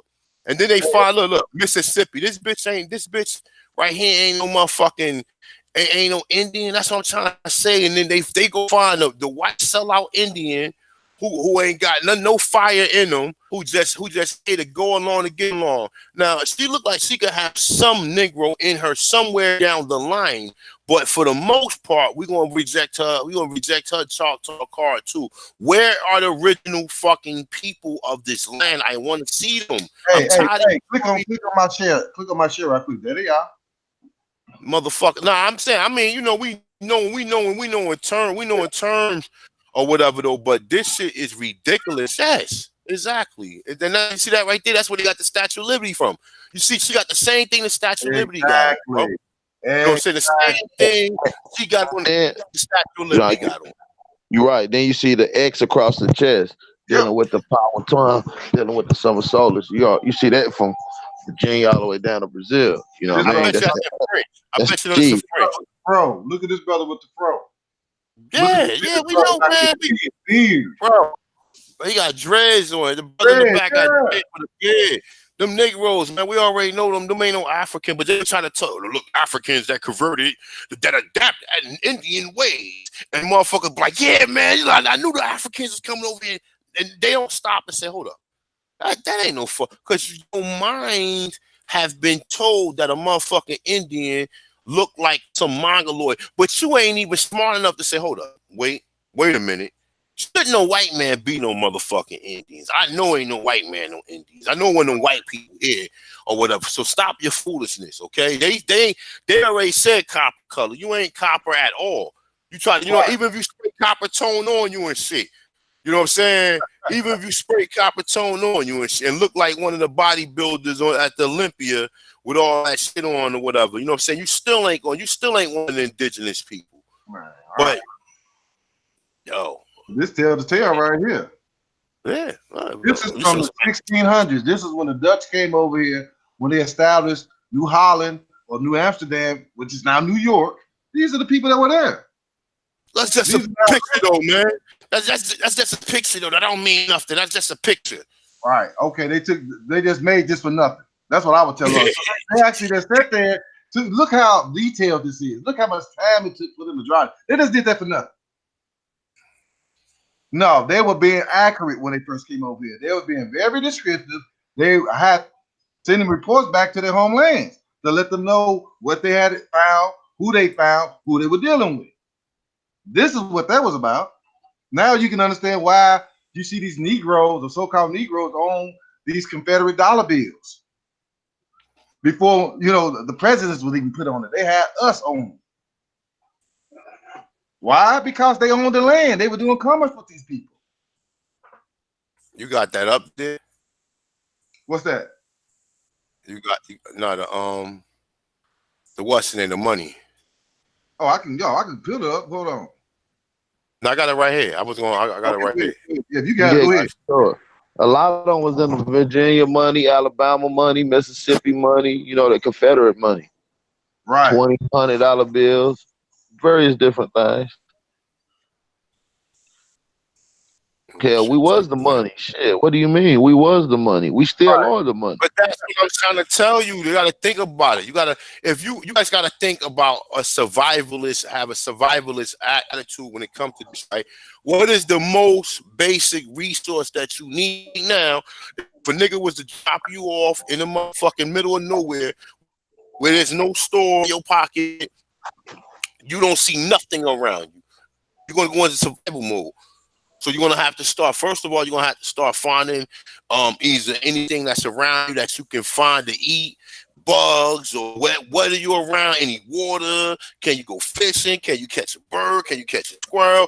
You're gonna have to fucking survive. You understand what I'm saying? So the Europeans was trading their trinkets for the shit that we had to help them survive. That's it. And they don't know how to grow nothing. They wasn't farmers like that in Europe, man. They was eating meat and fucking potato. And I say they got potatoes from here, but that's another story. We don't really know what exactly their diets was. We know that they was eating meat. Mainly their diets consist of basically of animals.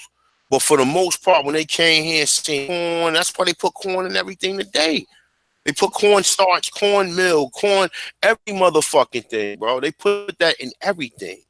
You understand? Look, Look, here you go right here. You got it right there. Look. Yeah. Look, you see it right here? Look, you see it? Click on it. You can see it? Yeah, there we go. yeah, that $50 bill from Alabama, Confederate money. Alabama, Central Bank, right? Look, this is Florida. See right here? On the side, Negro. Because you know what? That resource money. So most of the time you might have had people who owned that land. So let's say you have black people who own, or Indians who owned that land, who basically been turned or assimilated to adapt European ways. You know what I'm saying? And he had his own people working on the field, and they was trading certain things for that. In most part, you understand what I'm saying? In most part, we know it was a little bit more devious than that. So another Alabama one.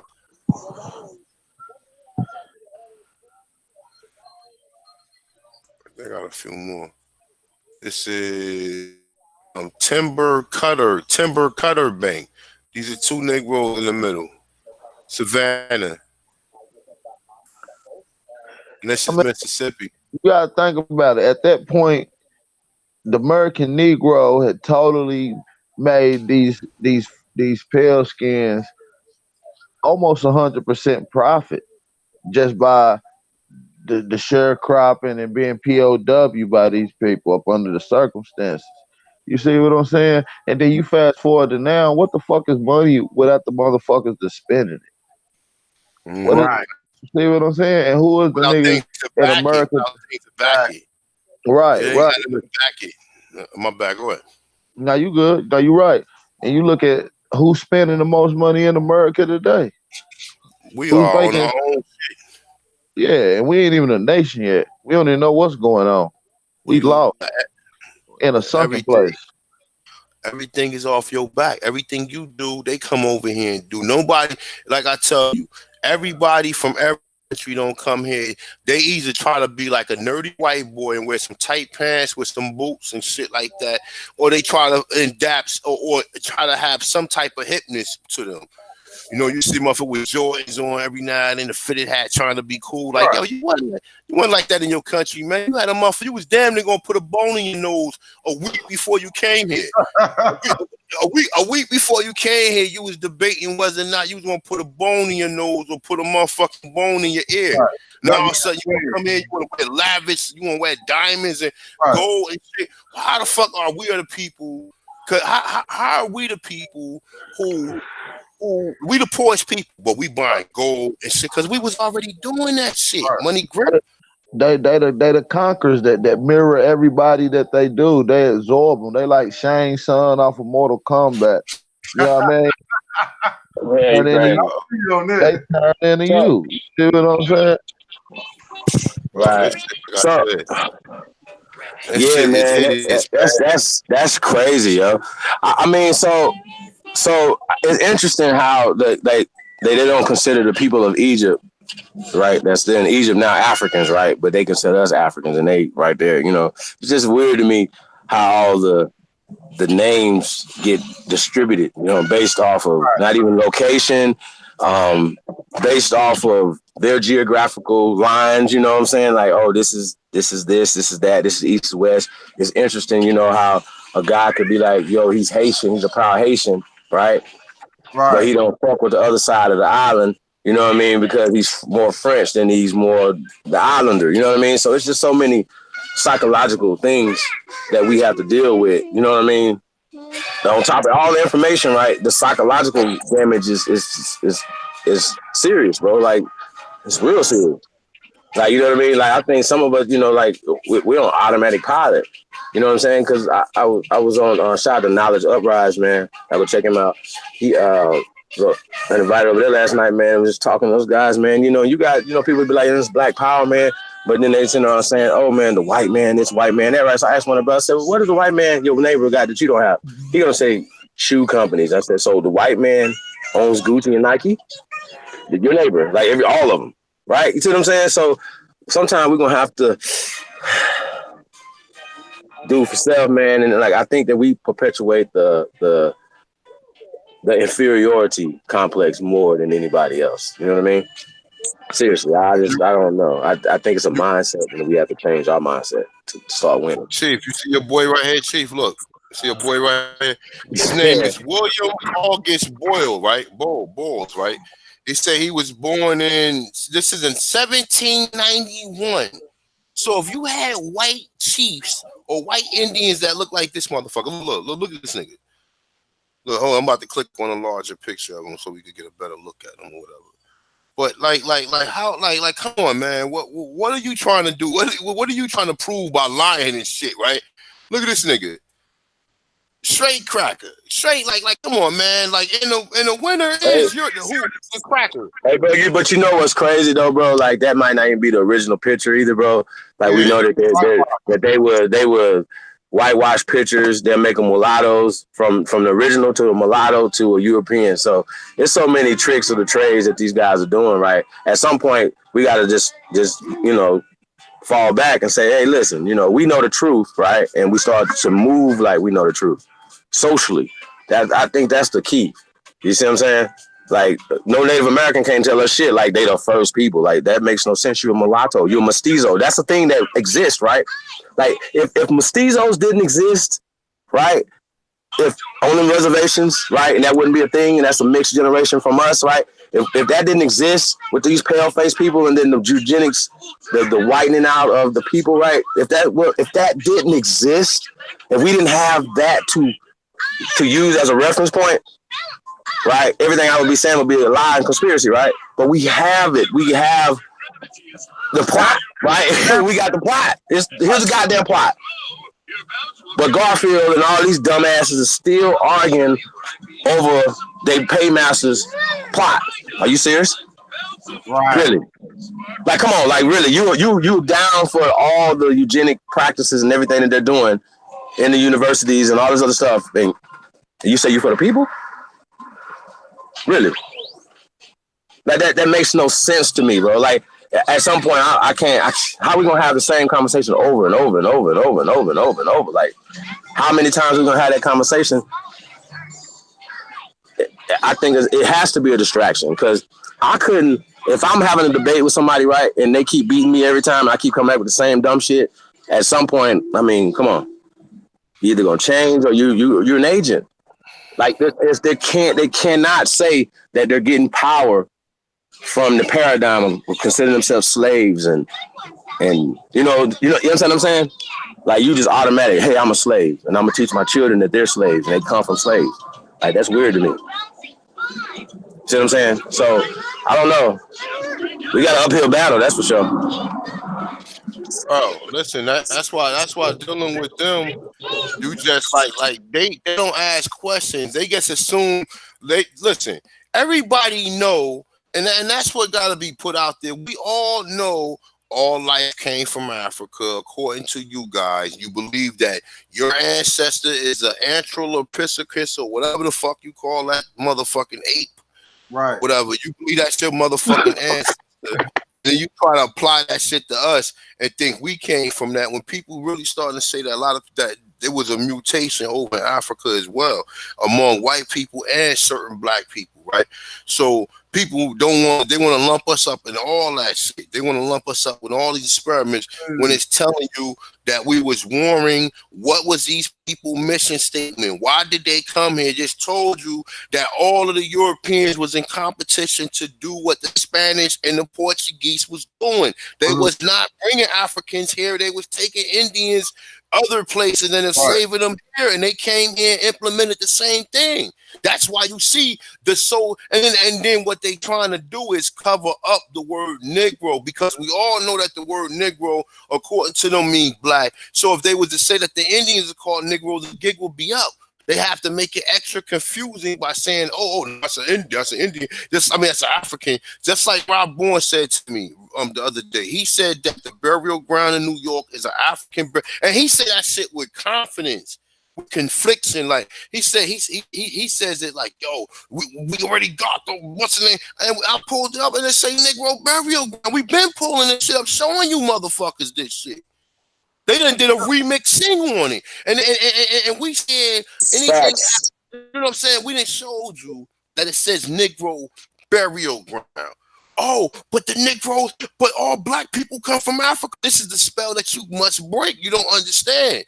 You don't understand. If they telling you, and like I said, and what they do is they cause confusion, but at the same time they play on your ignorance. Okay, right. Now. We got images. We got anthropologists that's telling you, man. Hey, Chief, I don't think you heard me touch on that part. But go. What you gonna say, my brother? What you gonna say, Medicine Man? No, I'm just agreeing with you. I was basically saying, yep. What you said is on point. They don't want this, man. They don't want this. And like I said, every time I find a book that agree with what I'm talking about, even though that there is some flaws into this motherfucking book, because there's some things in here that's not correct or whatever, but I can bypass, I can take out the education and some of the great talking points as they have in this book. But for the most part, look, this shit said that the motherfucking Cherokees are playing ball, playing basketball. We used to baptize each other. Yep, all that. Now you see where a lot of this stuff come from. Have you ever seen a so-called Native American in the NBA or the NFL? Nope. Or Major League Baseball? Nope. Or breakdancing? Anything, man. Like in the Revolutionary War. Were they in the Revolutionary War? Were Native Americans fighting in the motherfucking Revolutionary War? I'll wait for that answer. Nope. I'll wait. I know you brothers know. But I need to, like, we got to ask real questions, y'all. Listen to this, Chief. I don't think you heard this. Listen to this, right? Look. This is in this book right here. This is how dumb they think they want us to be, right? Look, they already in this paragraph above. He already told you, like, he already said that how people in academia say that the fact that black people is here is a highly controversial topic, right? And then in the same sense, he'll tell you some shit like this, right? Look, check this out. It say long before Christopher Columbus, it says, look, he's saying Africans has been using the favorable sea currents on small boats to come to the Americas, right? He said one reason Columbus, listen to this. He said one reason Columbus was sent on return voyage to the New World was to report Indians of the Espanola. It say who said that there had come to Espanola, it say from the south. It say southeast, a black people. It say who have the top of their spears coated with metal. Well, I mean, with goyan, which is gold. So he's saying that Columbus came here and seen motherfuckers here with gold. And we got images of people here with spears, right? But even when you come down here, right? And this is just for Chief. I know Chief be liking the history, right? Look, it say Dr. Leo Weiner. It say have proposed an African trader. Now, he said African traders from Ghana. Listen to this shit, Chief. He said African traders from Ghana founded a colony near Mexico City. Now look, it say from which they erected a cultural commerce influence extending north to Canada to south to Peru. Now, when she said that, I turned around, looked, I got a map right here, and I got a globe right in front of me. And I said, what? You know how far that is? Like, so you telling me some Africans was able to come here and speak all of the English of the indigenous people here and set up trades with them? Or was they indigenous already here? That's why I look, opposed it. He proposed. It ain't fact. Proposed. Now look, okay, now let me continue, right? So he's saying from Canada to Peru. So he also suggests that indigenous cultures, including the Mayan, the Aztec, and the Inca civilization, were strongly influenced through contact with so-called African civilization. Now look, check this out. Now he's telling you now how many years is the Mayan away from the Aztec, and the Aztec is away from the Inca? They gotta be like thousands of years apart. You know what I'm saying? So how is these people here that long that they would influence a culture that we already showed you that was building pyramids? There was already pyramids in Peru before any Africans would have got here. Thank you. So how? But just to listen, if you establish a cultural commerce, that means, listen, think about this. If you was established a cultural, meaning it had to be people left over to continue the culture. Let's say if boom, we ain't got no video camcorders, we ain't got no recorders or no TV or nothing, right? So let's say if we was to travel, let's say for example us, we in a boat, we traveling to Canada, and we taking our coach up there, right? So now if we don't leave no offsprings or no people there or whatever. Let's say for example, one of us is a chef, one of us we good with entertainment, the other one is a mechanic, and somebody else is just good at or hunting or anything like that, right? So let's say we teach them.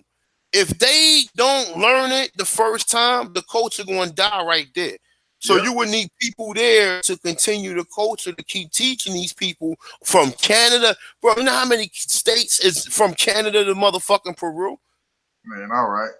You know how many miles? Yeah,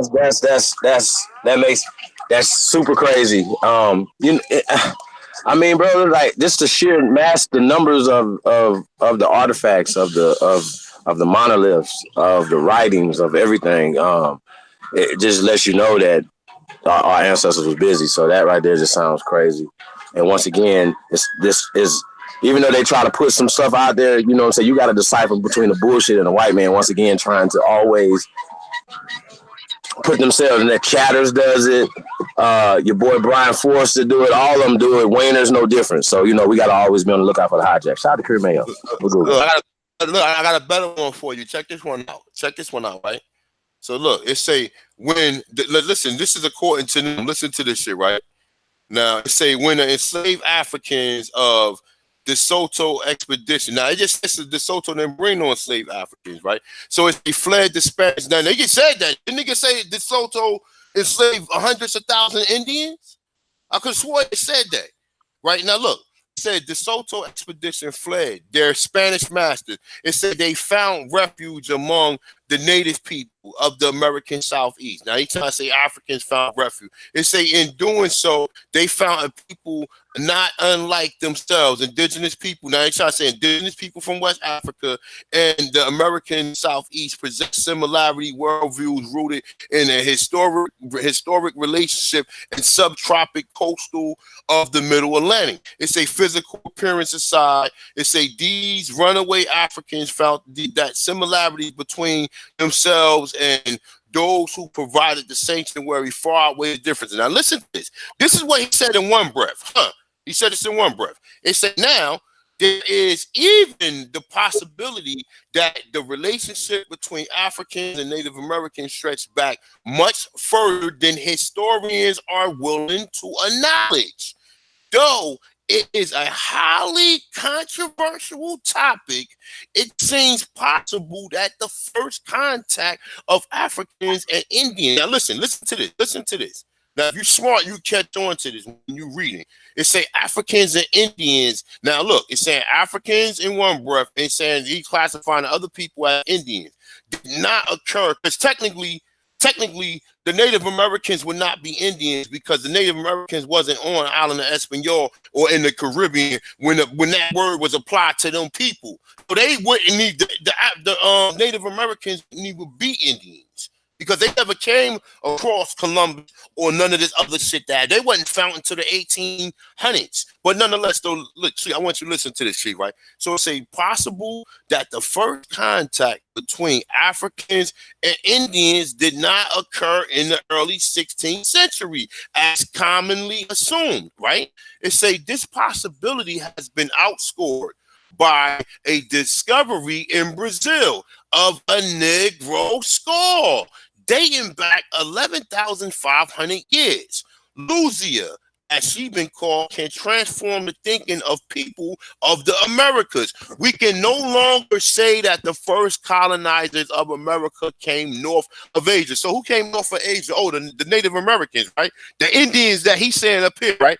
He said, as previously model has proposed, says Dr. Walter Nee. So he's saying that even though he's saying she's Negroid, she's an African, and the Africans can't be the first people in the Americas because it has to be the Native Americans. We can't say, even though we find them here first, you get said that they had a cultural connection from Canada all the way to Peru.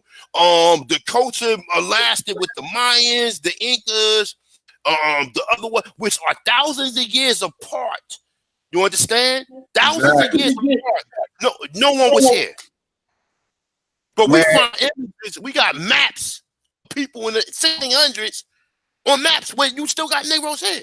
And this is what most people can't understand. Now, what they would do is this, Chief. What have most of the people, when we bring up Lucia, what do most people say Lucia is? A Mongoloid. A Mongoloid. No. They say Australianoid. Right. Well, no, I'm talking. Well, yeah, it's an Australoid. She's an Australoid. That's what she's classified at. But no. Americans, they try to say she's Mongoloid. She not no Australoid because the person who did the bus said that's a Negro. That's a Negro. So I'm going with him. I'm listening to him. I'm listening to him. I'm not. He been doing this shit for a long time, and he ain't gonna make. If he assumed that's what it is, then that's what it is. I'm not going to be doing this shit too long. I'm not going to sit up here and challenge his judgment. If this man will go through the time to reconstruct a skull or whatever, obviously he know more than I do about the topic, and he's telling you that the first skull that they found in that region at that time was a motherfucking Negro. And the author even went to say now after he noticed already, though, we're going to read through this book, and he's going to constantly tell you how many Indians they enslaved. Then he's going to constantly tell you how many Africans they brought here. When he also know that they were sending people from here to the Caribbean and then bringing people back. So if they sent millions of people from here to the Caribbean, remember the British, and that's another funny thing, because even in Jamaica, right? The North America was sending slaves to Jamaica, I believe Barbados, and whatever other country the United States or Britain have out there. But Britain controls Jamaica. So how was the United States still sending people out there when they just got into a war, when we call a revolutionary war? Because the revolutionary war was to take the people off their land. And like we just read, what we just read, they encouraged Indians to start wars with other people so they can take their fucking land. And this is after the formation of the United States. So the United States is the ones responsible for this shit. They don't want. We could sit here and play games, la la la la. If it was any slavery going on in any colonies after 1776, after the formation of the United States, the United States is responsible. That's it. I mean, and motherfuckers sitting here like, oh, Illuminati. They trying to throw, hey, and they're the people directly for the cause from then even till now, even till with the drugs and with the students, and they never protected us. That was the whole purpose. They never protected us because the people never wanted to give us protection. And what kind of greasy shit is that?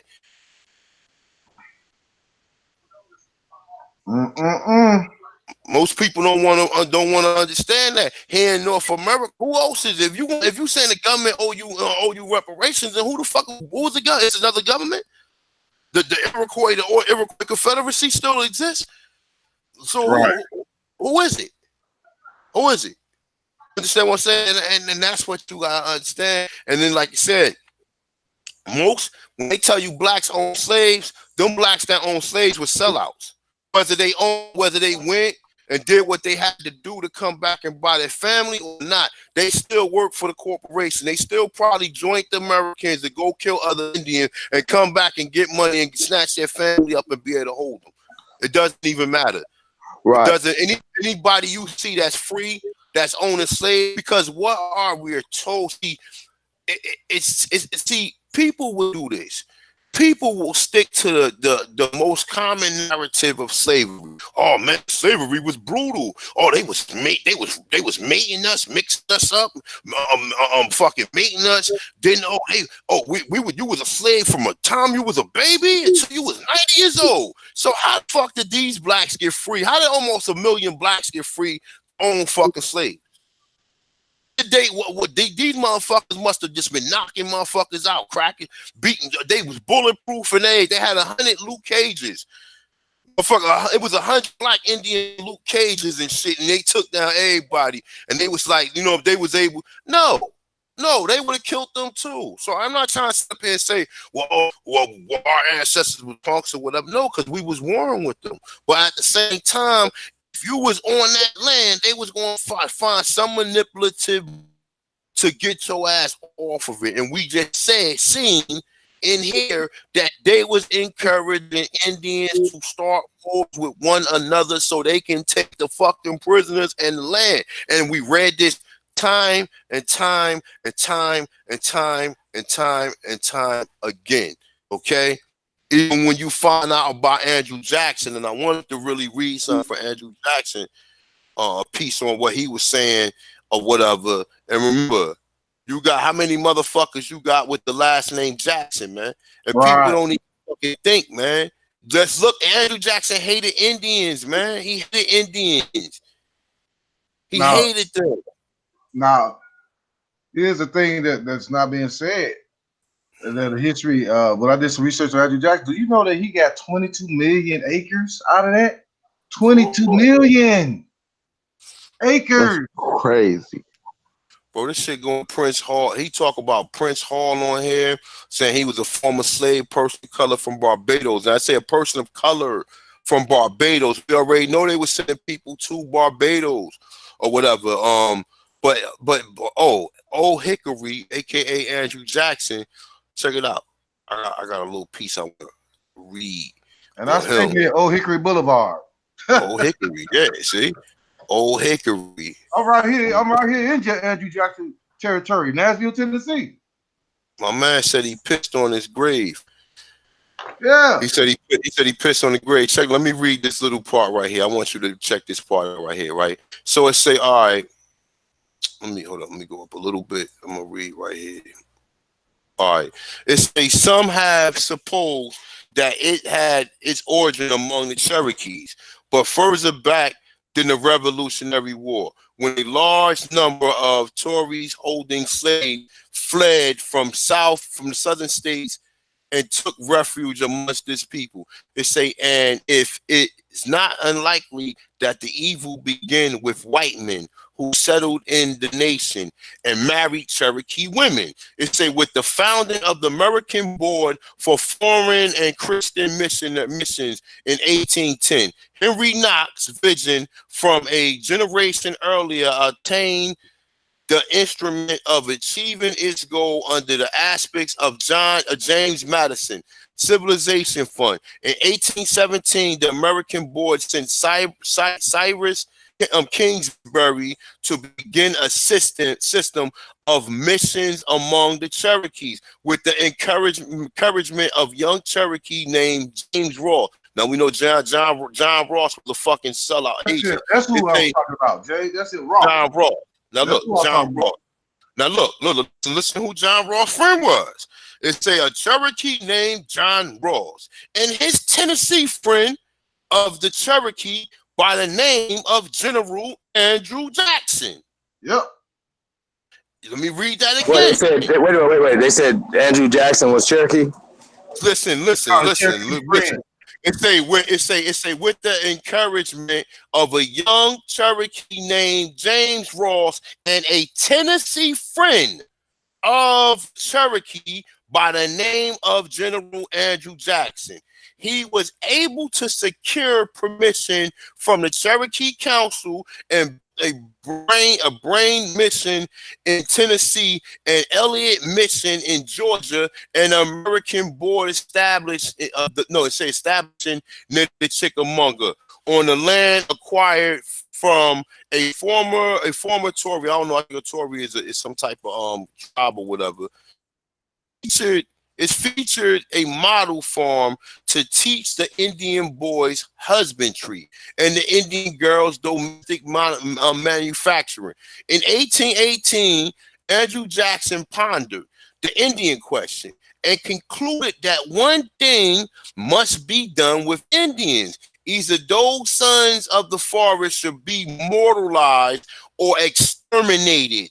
Humanity would rejoice at former but shrink the horror from the later. It say he decided that civilization was their only hope, and that will put into their children the primer and the hoe. It say, and they will naturally in time take hold of the plow, and as their mind. Now listen, it say that children will take hold the plow as their minds become enlightened and expand. The Bible will be their book, and they will grow into habits of mortality and industry leave the chase to those whose minds are less cultivated and become useful members of society. Now listen to this shit. It say with the help of the churches, Jackson's plan came slowly to fruition. By 1820, the missionary amongst the five nations were among the most successful in the country. Conversion was numerous, and federal government considered the Cherokee Nation itself a more fertile ground for civilization. The Cherokee, we think, are fast advancing towards civilized life. They generally manifest the adhere desire of literature and religious instructions. Many of the members of the primary Cherokee families, such as Ridges and Bootenau, and the waiters were educated by Protestant missionaries. Now we already know Elias Bootenau was a fucking cracker, and Ridges was a fucking cracker too. Okay, now he's telling you, bro, and like I said, man, listen, they basically tell you everything, right? Now look, let me read a little bit more and we can ponder on, we can build on this, right? It said the missionaries sent some of the best scholars to boarding school in Cornwall, Connecticut, right? Farms grew into plantations, and buildings grew into towns as the program of civilization pursued its goal of the institution of chattel slavery spread. Now they said that we in the 1800s. Okay, we in the 1800s. Okay, and remember we after 1818. It say individuals held position of power and land begin to grow wealthy to buy. They say black slavery when they already know we talk about Indians. No one said anything about no Africans. We were talking about Indians the whole motherfucking time. Now they're gonna try to throw that black slaves. They're gonna try to throw that in there to extend their farms and tend to their livestock. Intermarriage among native and the whites who served among them continued to increase.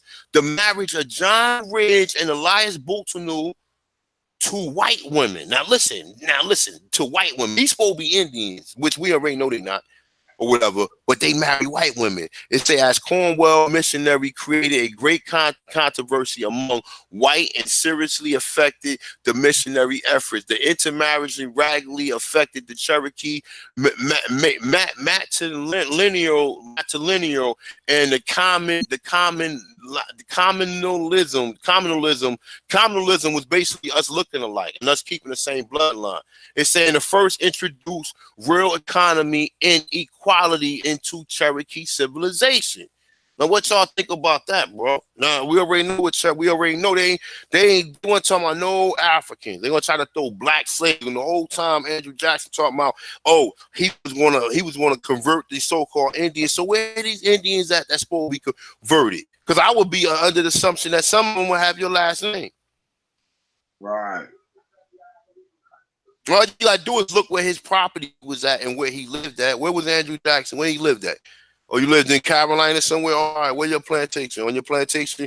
Okay, so where the Indians at? Because like I'm saying, what we are doing is this. We trying to find the identity. What happened to the Southeast Indians and what they look like. We're going to exclude any Indian that look like white because the white man came here. The white man can't play the white settler and play the fucking Indian. We're tired of that shit. You've been doing that shit too long and people ain't even stopping saying, hold the fuck up. Hold the fuck up. This is not right. Like you can't be the fucking settler and the Indian. Nope. Like really. Like honestly. Like you sit up there with a grin, a federal grin or whatever. And like I said, they put them people there to keep you out. Because they know the original Southeast tribes are us. And we've been basically dethroned we've been relieved of our Indian, not Indian, because we're not Indians neither. You know what I'm saying? We're not even Aborigines. Even though if you want to use from the beginning or earliest from existence, if you want to use it, but that's not the name of the people we was called. The name of the people we was called have yet to be determined. You know what I'm saying? Because a lot of these names was applied. Some of these names were ours. Some of these names were ours. Right. But you don't find documentation. You got to find documentation of the European classifying all the people as one that's on the land, like you do in Africa, or the Aborigines of this land. So he's boxing them all, giving them all one name, even though that within all of the people that's here, you have many people who might have their own individual name or clan, as we've read. But yeah, that's it, bro. There you go, have it. Andrew Jackson said it right there. He said it right there. And like I said, in proving the fact that making people get the confidence to understand that they real Indians. That's what this whole thing is about. It ain't about no nigga coming up here, keep talking about history or keep pounding history down people's throat or keep on talking about, that's all you want to talk about this history. That's my job. You got motherfuckers out here that talk about Oprah and R. Kelly and they make videos about all this whack, stupid ass shit that ain't gonna help you. That ain't gonna help you. If you was in the motherfucking desert somewhere stranded, they ain't gonna help you with nothing. Nope. It's gonna be, you know what I'm saying? It's gonna be a memory for you fade away. You understand? But you got Negroes that's talking about that, and you got brothers like us that's really putting together research. You got Tariq Nasheed that have some talking points, and some of these other motherfuckers that put together documentation. But we constantly put together documentation, constantly show you documentation, man. And it's like I said, this is not no entertainment. This ain't like no, I mean, you can say it's entertainment to a certain extent. Edutainment, exactly. Yeah. You know, to a certain extent, but for the most part, this is for the people to wake themselves up and realize what the fuck they not. And you ain't you ain't none of this shit that you've been called. You ain't come from Africa. We already proved it. And even if you want to go with I'm not giving you the 308,000 slaves. But if we were to even take that position, we already know we got it's some other things that we're gonna have to calculate too. So you bring Africans from Africa to the Caribbeans, okay, into these same so-called plantations where you took the so-called Indians at, right? You bring these people from there, and then you bring them to the Americas, right? You mix these people into these plantations where you claim you got Indians at. Because I'm quite sure Andrew Jackson and the so-called Indians he didn't separate from the so-called black slaves, which that's bullshit. All the slaves he had was Indians. Right. Because he wasn't dealing with no importations of no slave or buying no slaves like that, because he was capturing people. They was taking babies, man, and raising them, man. Do you know that they was taking the babies from the mothers and shit, and he was raising them as his own? Facts. Big facts. Mm-hmm.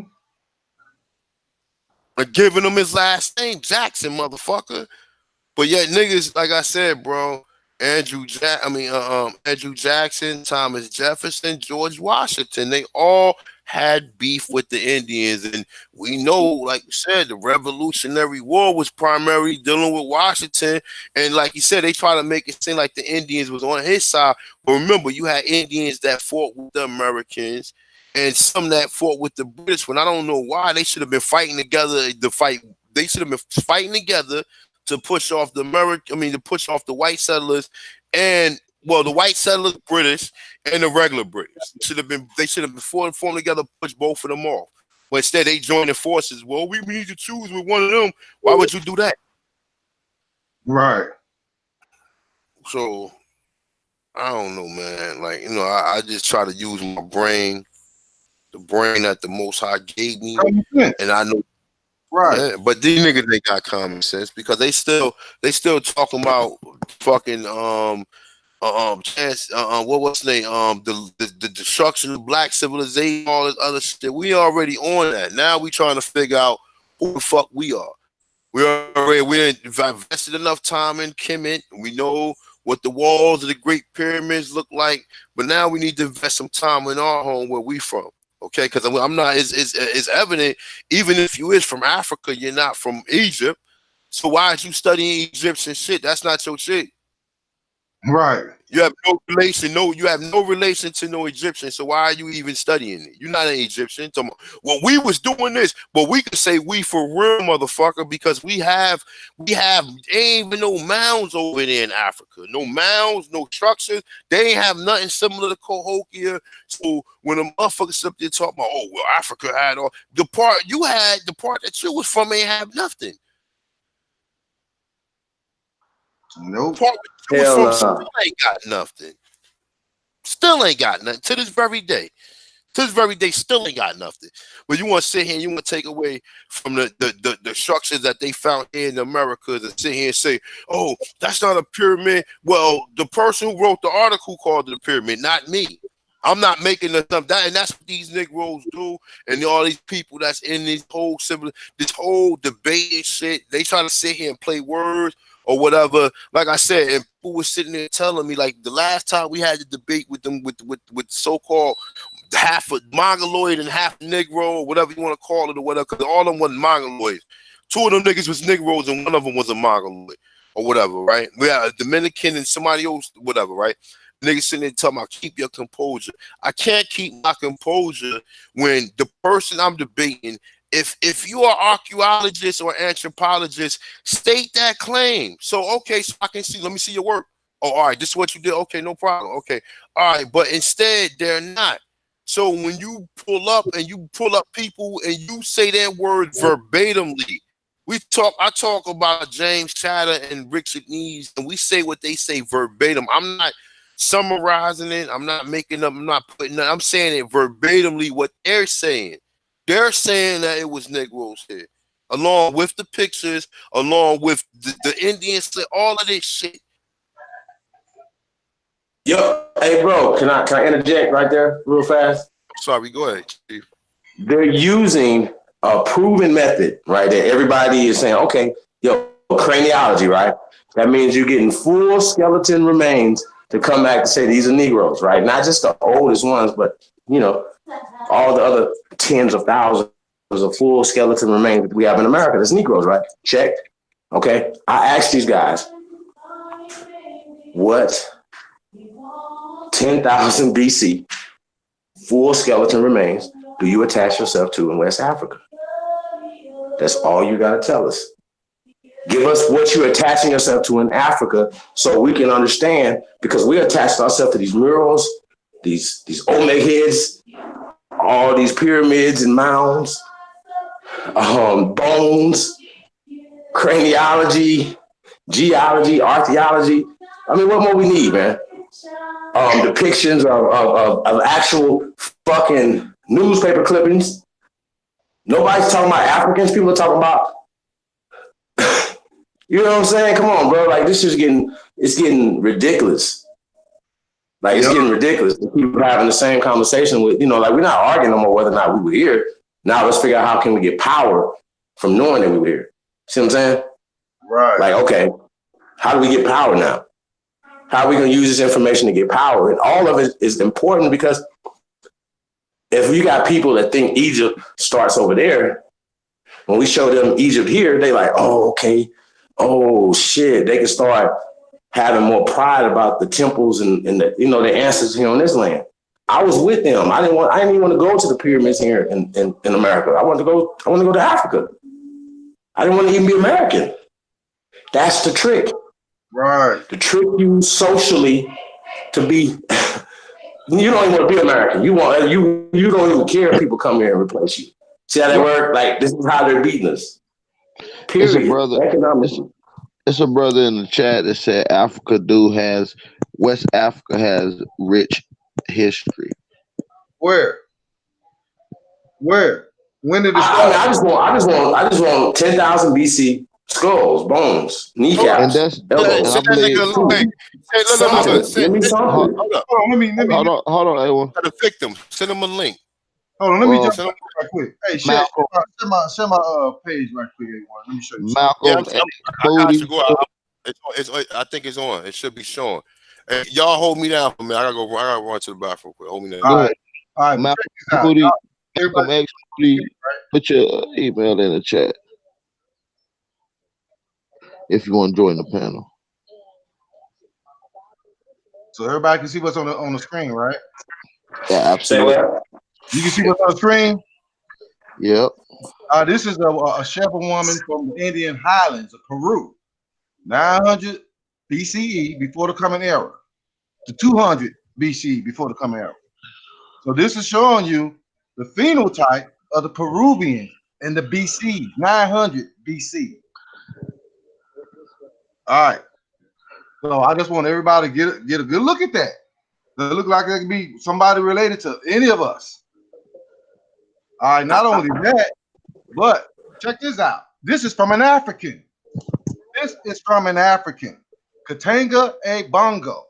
In his book, he wrote ancient Egyptians and civilizations and ancient Egyptians.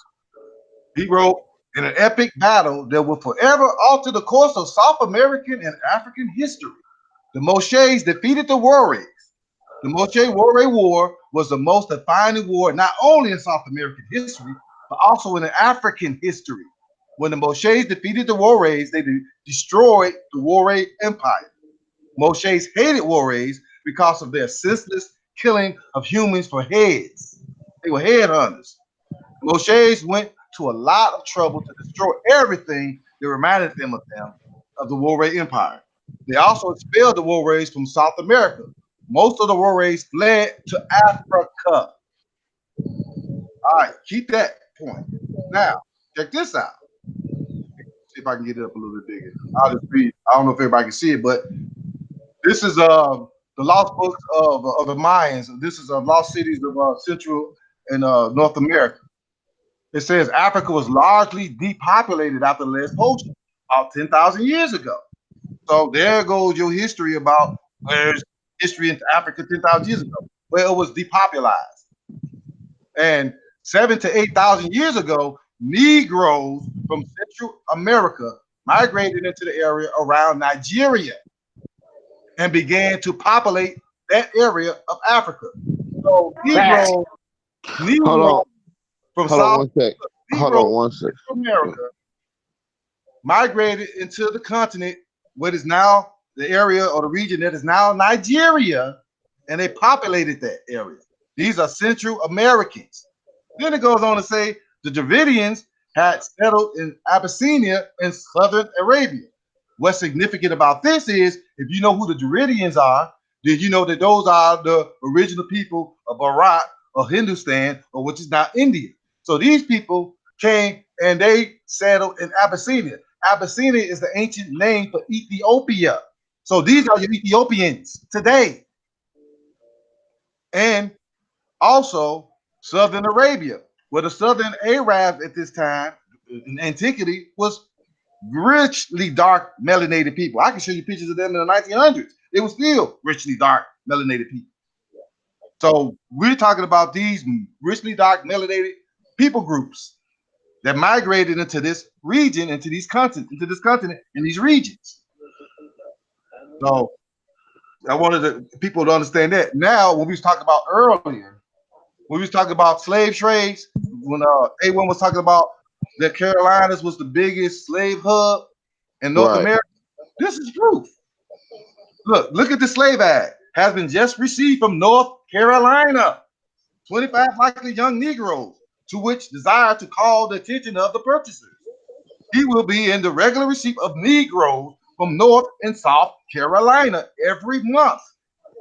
His Negro Depot is one of the most complete and commodious establishments of the kind in the southern country. And his regulations exact and systematic cleanliness, neatness, and comfort being strictly observed and enforced. His aim is to furnish to customers A1 servants and field hands sound and perfect in body and mind. Negroes take it on commission. This is, this is Memphis, Tennessee. So they were transporting slaves from Carolina, North and South Carolina, to Memphis, Tennessee. Memphis, Tennessee. That's a fact.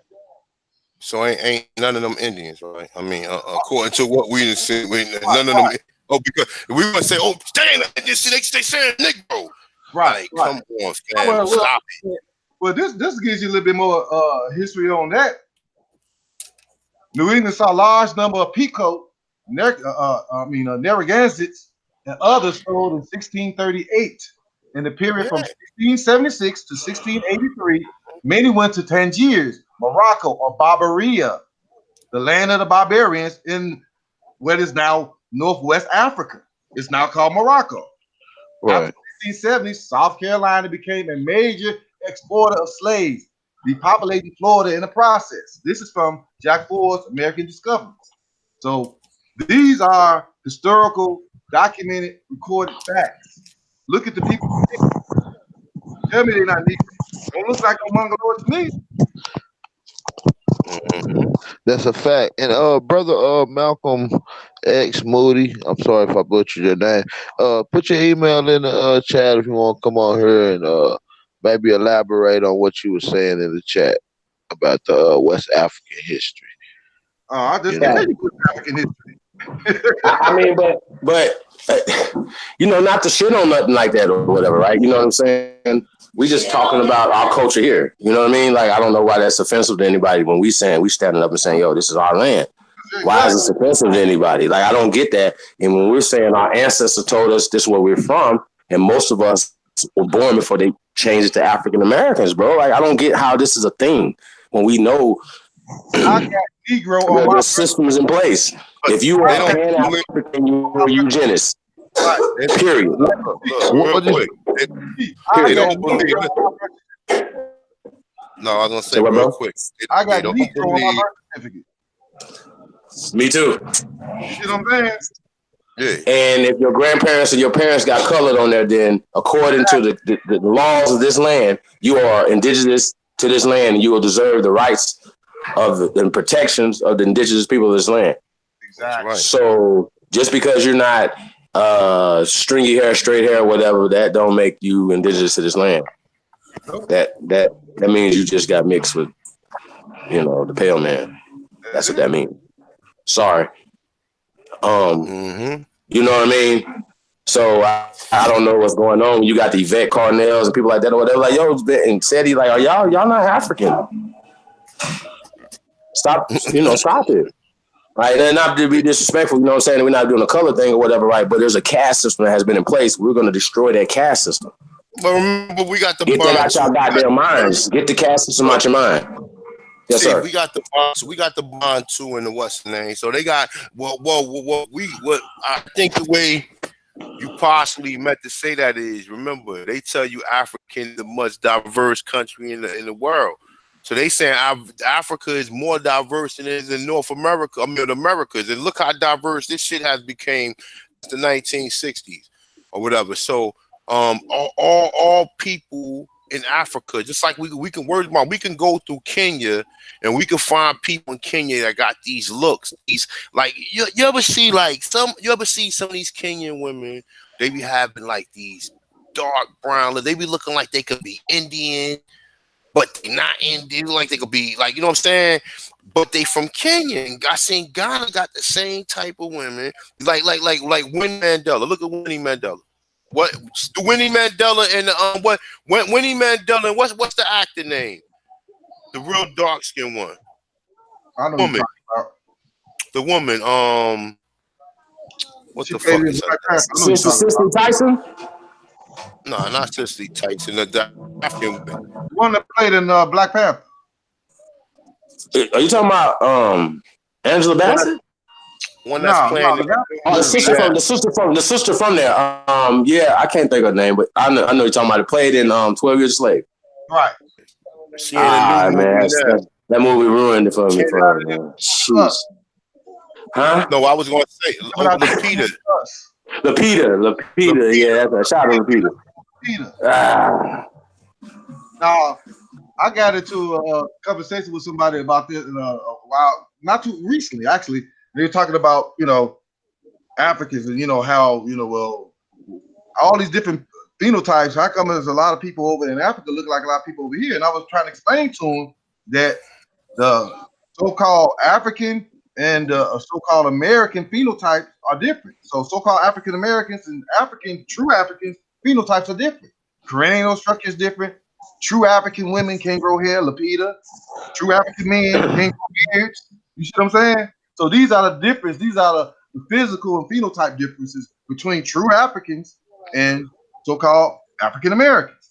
So Facts. you know that these are two different people. These are two different groups of people. But they want to lump us all together because of complexion.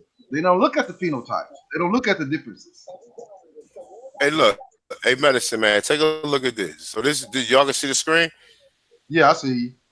All right, this is Winnie Mandela right here. Right, look at how she look. Look at how she look like a Caribbean woman. Yeah. Like I just seen Caribbean women that look like her. Right now, take a look at her. Look how she look. Does she look like traditional African? There's black people over in America right now where other Africans will see them and say, "Oh, you mixed. Right. You got white man in you. You got the white man in you. And she's strictly African. Did you see anybody saying you see a white father or anybody coming out the background with her? Now Nope. look how she look. Now let's look at little Peter. Right now, I thought all Africans look alike. Now, I'm not Right. saying that this is a bad looking woman, but at the same token, I don't know. I don't know if people favor women as dark or whatever. She beautiful to be the complexion she is, but you see the difference between her and Winnie Mandela. Obviously, look, they like, come on, man. Like, so, but she will be a typically black woman in America, and they say, you ain't no African. Look how you look. But look how she look. This is what I'm trying to say. Like even when we look at her, she don't even look like Nelson Mandela. Look how Nelson Mandela look. Mm-hmm. You understand what I'm saying? So like, where is these people coming from, and why do Africa got all these different looking people over there? Right. You understand what I'm saying? Like, and that's the question Migration. that, huh? Migrations. Right. That's when you're gonna have to get into migration, then you get into, catastrophic events, and then you get into, different things, that they got, scientific data to support it. You know what I mean? If geneticists tell you that you had a rapid expansion of people coming into Africa, which gives you high diversity, which leads into a genetic bottleneck, right? Then you have to understand they're giving you a date around 11, 13,000. Then you got the geologists saying that a catastrophic event happened around 11, 12,000 years ago. This is two different people on two different occasions saying two different things. And what it is conglomerately you got the solution of what happened and why these people particularly migrate. You see what I'm saying? And where they migrated from. Right. Right. And see, a lot of that goes back to like now today they call the area around Egypt, they call it the Middle East. Well, in antiquity, it was called Asia Minor. That was part of Asia. That's what they ain't telling us. That was Asia Minor. But now they call it the Middle East. So when you understand that when these people came from the Caucasus Mountains, from the steppes of Siberia, and started invading Europe Asia, Bharat, Hindustan, which is now India, and all of the area around Saudi Arabia. That's how now when you look over to these areas, they look pale skinned people, Zentricroak people, because the Zentricroak people invaded, conquered, assimilated, intermixed, and took it over. This is their history that they've recorded. I said some of that in my last video, actually. Basically, how when they came out, they were flushing a lot of the melanated civilizations that were in these areas. These people groups, they flushed them out. Either they were intermixed with them, they married into the nobility. Now, how are you gonna get some barbarians? I'm watching Marco Polo, and I urge anybody that's a history buff like me, check out this Marco Polo. It's been out for a few years, but I never really looked at it. I started this binge watching it, earlier, and it's really giving some historical accounts of what happened, how these Mongols, how they came over, how they took it over, how they intermixed. How you gonna have barbarians, nomads, come into a civilized culture and marry into nobility? Where they do that at? So you mean to tell me that they welcome them? No, they forced. They forced these people. According to the historical accounts, even in the program Marco Polo, it goes on and shows you how they just came in, they find out who was the princess, and they took them, and that was their wife. That's our royal bloodline now. We're going to marry to their family, and they took it over. This is their method. They done did this. They used to send out, look, this is their history. When they came out of the Caucasus, before they start invading and basically ransacking everything, they would send their women ahead. The Huns were notorious. The Huns would send their women ahead to intermix and marry with the European men. Then once they got in station, they'll come on in. Hey, I got my brother, my uncle, and everybody, they come on in. Now you marry this woman, you can't turn her family down, right? So now you're going to welcome them in, and now, boom, they take over. That's what happened. And this has been repeated throughout Europe, throughout Asia, throughout what is now India, and now through the Americas. When they first came over in the Americas, the colonizers was taking indigenous women as their wives to marry into the clans, to the tribes. Now you understand how these white folks calling themselves Indians now, because their great-great-grandfather came over here and married somebody, married into their clan. And now he's like, oh, well, we Indian now. We're going to record us as Indians. So now all of my great-great-great-grandkids, they're going to be up under this banner now. That's right. What happened. And it tells you that in the dictionary, the 1828 Webster Dictionary, up under the American definition. Right. It talks about the original racist copper-colored tribes, and then now applied to descendants of Europeans. It said now applied to descendants of Europeans. So it just tell you the replacement of who was these people. Right. They just took it. You know what I'm saying? They took it. Look, these people have no identity. So when they left the Caucasus Mountains, every land they invaded and conquered, they took the names of those lands and the names of those people. So when you look at these Ukraine, this is why I'll be tripping on. Keep y'all name. All of our names is our names. When these people came over here, look, all you have to do, if you want to know what their names are, Google Ukrainian names, Google Russian names, Google Croatian names, Google these names that's in these regions that they come from. Those are their names. When they came to America, it's documented, well documented. They took on American names. So hey, you're gonna be, I'm Tom Smith. You know, he probably was just like couldn't even pronounce his name, but now he's Tom Smith. You see what I'm saying? That's what they were doing. When they were coming over here, they was adopting Americanized names to fit into the society. So they dropped their identities, they dropped their native names, and took on Americanized names.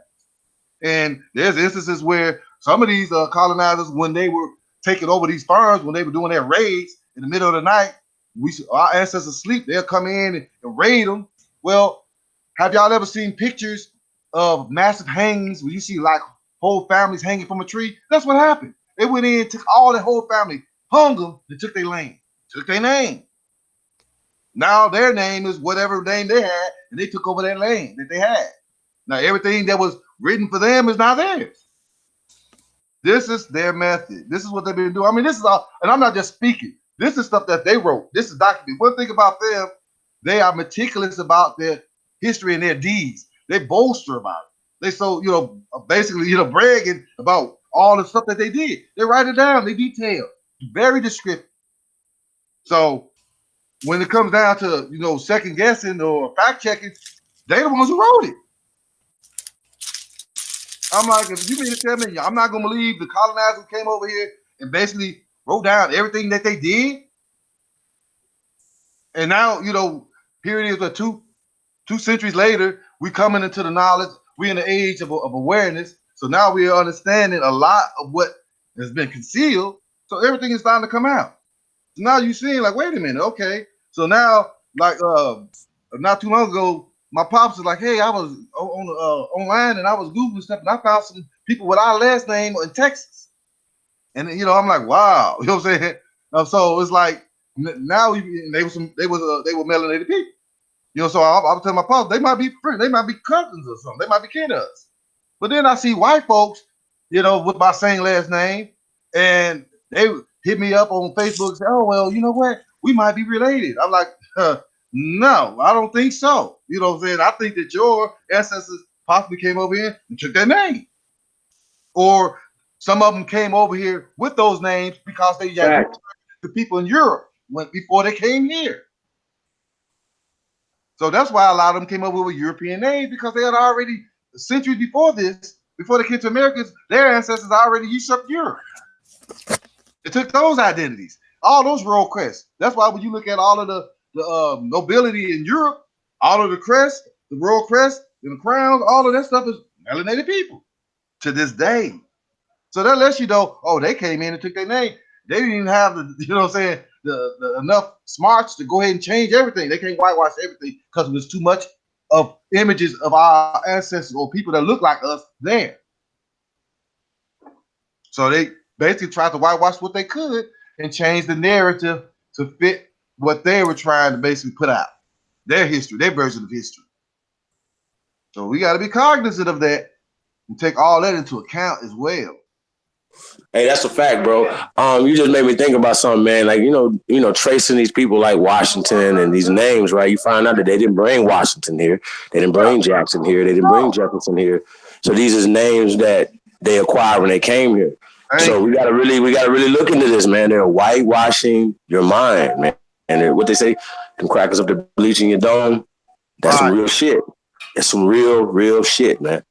Right. And then they have us believe, oh, y'all took the slave master's name. No, we didn't. They came over here and basically raped, pillaged, and slaughtered people, took their names and their identities.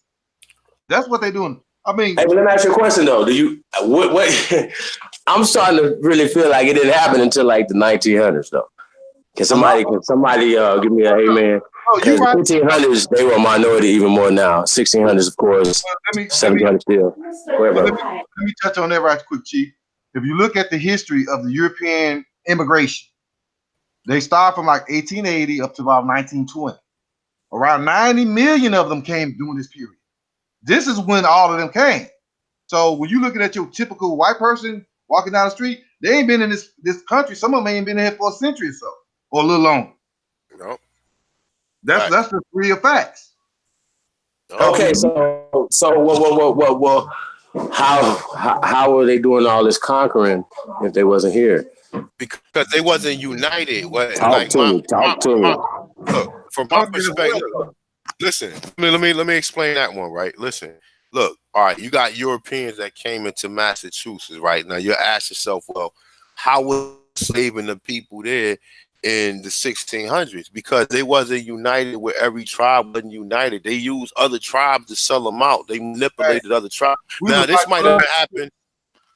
But this back then. Yeah, but look, that might have been going on in Massachusetts and probably in New York. New York Indians was free at that time until they spread it down. They took the whole southeast coast. So you see how the numbers of the Europeans is going up as okay. So what you're saying is that these wars that we're talking about, the French and Negro War, the Spanish Negro War, and all these revolutionary wars, is just Negroes fighting against Negroes, right? With Spanish or British advisors is what we're saying, because they didn't send no models over here. So once again, I'm saying if they wasn't here, what are we talking about? Like this, like y'all understand what I'm saying? Like Can y'all feel what I'm saying? Can y'all feel me? They didn't have the resources to send armadas of soldiers here. That never happened, right? So how did they didn't pop up here? That happened. Now Europe did send some fleets over here. That didn't happen. It happened eventually, Chief. Eventually, when they formed the United States locked down the 13 states, man. Okay, but that's late 1700s, 1800s, right? It's Yeah, late but 1700s, from the 1800s. beginning. But so now look, think about what I just said. If you got to look at it from state to state according to history. Now in Virginia, they came to Virginia, Massachusetts first, but I don't mean probably 10 miles from Virginia, them Indians wasn't free, or them Aborigines wasn't free. They got contact with the Europeans. Right, but when you, I feel you on that, right? But that's coming from a British perspective, because the so-called Spanish perspective would be, well, the Soto M came up through Florida and they had, relationships, and the French had relationships before the British. So once again, it's like, you know what I mean? So I think we tend, because we're speaking English, that we tend to have a English perspective on history and on when these people was here, right? Because my people would have been dealing with the French and Spanish as opposed to dealing with the British, right? Into the 1800s, mid 1800s. You see what I'm saying? So now it's a different conversation. No. I can't let you get that off. That's only in Louisiana and Florida and the coastal region. That's not the Florida. The Spanish did not come all the way up to up to New Jersey, Delaware, and New York, and you don't find no evidence of the Spanish. You find evidence in certain places like Carolina. We did read. Remember when? No, I'm saying there was different experiences across the country, right? But I'm saying sometimes we might see it from a Virginian's perspective, right? You see what I'm saying? Oh, this happened. And so, that means it happened all across the country. Nah, we can't. We're not going to say it, but that's what I'm trying to say. It happened in particular areas, man. That's what I'm saying. Because remember, these niggas was living in tents, man. They wasn't living in no fucking land. When you look at Washington, the man in a tent. When you look at the video of him with the Moors, they living in fucking tents, bro. Until later on, when the Europeans first came in, they was living in damn tents, man. And until they did get some dominance over here or whatever, to be able to get some type of riches. Because like you said, the riches is in the land, and they said, like I said, George Washington was going according to them, because I got some inconsistencies with Washington, which I already know. No white person has that last name to this day. They said his wife owned slaves and his wife released all. Look, they weren't fine.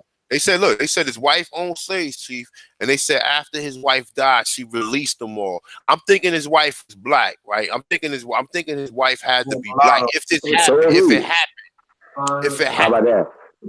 Huh? We'll say that again. I mean, in my book, man, all of them was, man. Even George Washington, was black. You know what I'm saying? The mulatto at best, and all the stuff that they're contributing, and they're creating a story that didn't happen. Go ahead, brother. What you say? Abraham Lincoln, his mama was mulatto. Yeah, you understand what I'm saying? I ain't saying Lincoln. That's 100 years later. We talking about George Washington. Oh well, yeah. You know what I mean? Yeah, we talking about Old Hickory. You know what I mean? We talking about people that we know that these people will whitewash history in your face, no problem. And I tell people all the time, they do it to Jesus. What do you think they're doing to George Washington? Like, are you serious? Like, come on, yeah. Like, so we know that there's a plot. There's an actual plot. It's called eugenics, and it's to kill everybody, right? So if you're a part of, you either got to check your what you believe in and what you're pushing, right? If it's aligned with Black Lives Matter and all other things that are against us, right? The eugenic societies, right? Then you have to question whether or not you know what I'm saying, you're being a help or you're hurting the people, man. That's just it. I don't care what nobody say. And then people get stuck on words. Black, African, y'all just getting stuck on words. What about the things? What's happening is the whitewashing and murdering you throughout history with a pen and everything. Why that's not talked about? Why these people that have these major platforms like Yvette Carnell, like Tariq and them or whatever, to say, oh, you guys are psychologists. You guys have degrees from Ivy League fucking schools. You didn't catch on yet, motherfucker? Really? Them niggas they agents by default too, bro. Like, Dr. Randy Short, he was basically talking that he went to school with Yvette Carnell, and he was saying how she was on the pro women or whatever. You know what I'm saying? Like, listen, we know these people. They do not buy anything, and anytime you tell one of these people something, they be like, "Well, why does it matter?" Don't you think that it would matter if I was a fucking American 10 times more than it would matter if I was born here on African? Yeah, man. It matters socially. It just matters just politically. It matters in every way that counts, bro. Like you can look at any old white motherfucker, anything, and be like, "Yo, you just got here, homie. I've been here." I love action, but I don't give a fuck. Whenever they get in my business, when they hear me talking to somebody, when they get in our business, get to ask a question, first question I ask them is, "Where are you from?" They be like, "Oh no, I'm from Kansas." No. What? Like, where you really from? They be like, "Oh yeah, I'm from Germany." And I got some Scottish and some Welsh, and then I'm good. That shuts their ass down. They leave. It's America, Jack. Yeah. That's how you gotta be. I'm saying that sometimes you gotta be like that, man. You have to be like that for real, because you get them with the frown. See, they feel they got entitlement because, like you said, they don't have no resources in that motherfucking land they got. So land and secure all the world resources. They what they did was they secured all the world resources so they can have it and they control it and it's back to you. They make you fucking produce resources in your own territory. They give you what's called money, and then you take and then they take the what's goods and they give you a credit to buy some bullshit. You understand what I'm saying? And like I said, most of the time, most of the things, the most important thing is nutrition, food, fire, water, and shelter. And then, you know what I'm saying, then came fucking a table and all this other stuff that we use. But like I said, for the most part, they got all the resources. That's what this whole everything is about. Everything is a fight for a resource. Everything is a resource. I don't give a fuck. Before they knew what Irish moss did or sea moss did, they thought sea moss was just some fucking plant. Now they know what it did. They want to manufacture that. And what they do was they basically over manufacture shit to where it's not enough to provide for everybody. So now you got to do import, export. You got to go ahead and take, and pretty much that's what they're doing. They took the farm system from you so they can create a system of like a Whole Food. You know how they got rid of all the moms and pop stores and shit like that, and now they got places like the Walmarts and the Targets and all that. That's what they did to the farmers. They made mass production now. They don't no longer need a farmer who producing one thing. In fact, they pay the farmers to not produce certain things. Yep. People don't know that. The farmers get paid for not working. Yep. They get paid for not working, right? They get paid a lot of money if they got a farm for not working, for not creating. They got a contract with the government, with the U.S. Agriculture Department of Agriculture or whatever, and the U.S. Agriculture is the one. They the main group. All of them other shits like the CDC and all of them, they're all subdivisions of the U.S. Agriculture. That's why they always put just like they put in front one of these motherfucking mongoloids as one of these Europeans as the chief of these, so you don't get into it. That's the same reason. And even like you said, even if you ever think they ain't never, and I don't care about no presidency. I don't think that no Negro can do anything. Whether he gonna get, I mean, unless he really the spook that sat by the door. If he was able to go all the way through all the shit that these Europeans do to become president and then flip on them or whatever, that'll be a story to be told. But I don't see that ever happening, because for you to just be in the politics alone with all the greasy, you think, they make you feel bad for being a drug dealer. If as a drug, the shit you did as a drug dealer, a politician should go to jail for life. For the shit they responsible for. They're responsible for lives, drugs. They make decisions where other people is at harm or whatever. And like I said, and it could be a real risky situation where people actually get hurt, where something in Detroit with the water situation, or if it happens if it's something else that happened where lives is at risk, they always have point one motherfucker out and he become the patsy, and then the shit just go away. And that's what they try to do with everything, man. Like I said, we gotta realize, like, look, man, like, what do you think? What do it tell you? What is the mission statement that you learned from studying American history? That here they wanted land and riches. They wanted what? So why all Europeans here? Because they want land and riches. So who was on the land? The indigenous people was on the land. So what happened? They eventually took the land, displaced the what's the name, where we became refugees. When we start hearing about words about refugees, that means being discattered from their own land. That don't mean somebody being bought from other land. I mean you destroyed their area. Now they need destroyed their home, or you destroy the area where they reside at. You understand what I'm saying?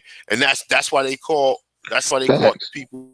You understand? That's what a refugee is. So even when you see the Freeman, say the Freeman Bureau was created for freemen, it says freemen, it says and abandoned lands. What are abandoned lands? Oh, the Europeans come in chasing the Indians off their land. You know what I'm saying? Like what you mean abandoned land? The land. Oh, because somebody terrorizing them. Why would the same way the Great Migration, where you have blacks leaving the South because of the KKK, but why the KKK? Listen, all of this shit makes sense now. The Cherokee was holding black Cherokee slaves, and they went to a civil war as a result of that.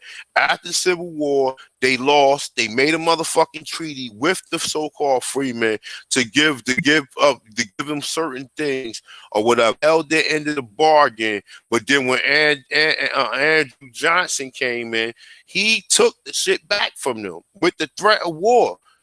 He went against the fucking treaty. He went against the treaty that they had. And he went and just took the lands back from the people, all the lands that Lincoln had gave them. You understand what I'm saying? So, like I said, I mean, it's common sense to what happened, whatever, if you really allow someone to give you a proper explanation, because none of this history, they lie to you about everything. Everything is a freaking lie. Everything is a freaking lie. I'm not gonna say every entire thing that you can believe, but I'm gonna tell you 90% of the shit that they give us is a fucking lie, bro.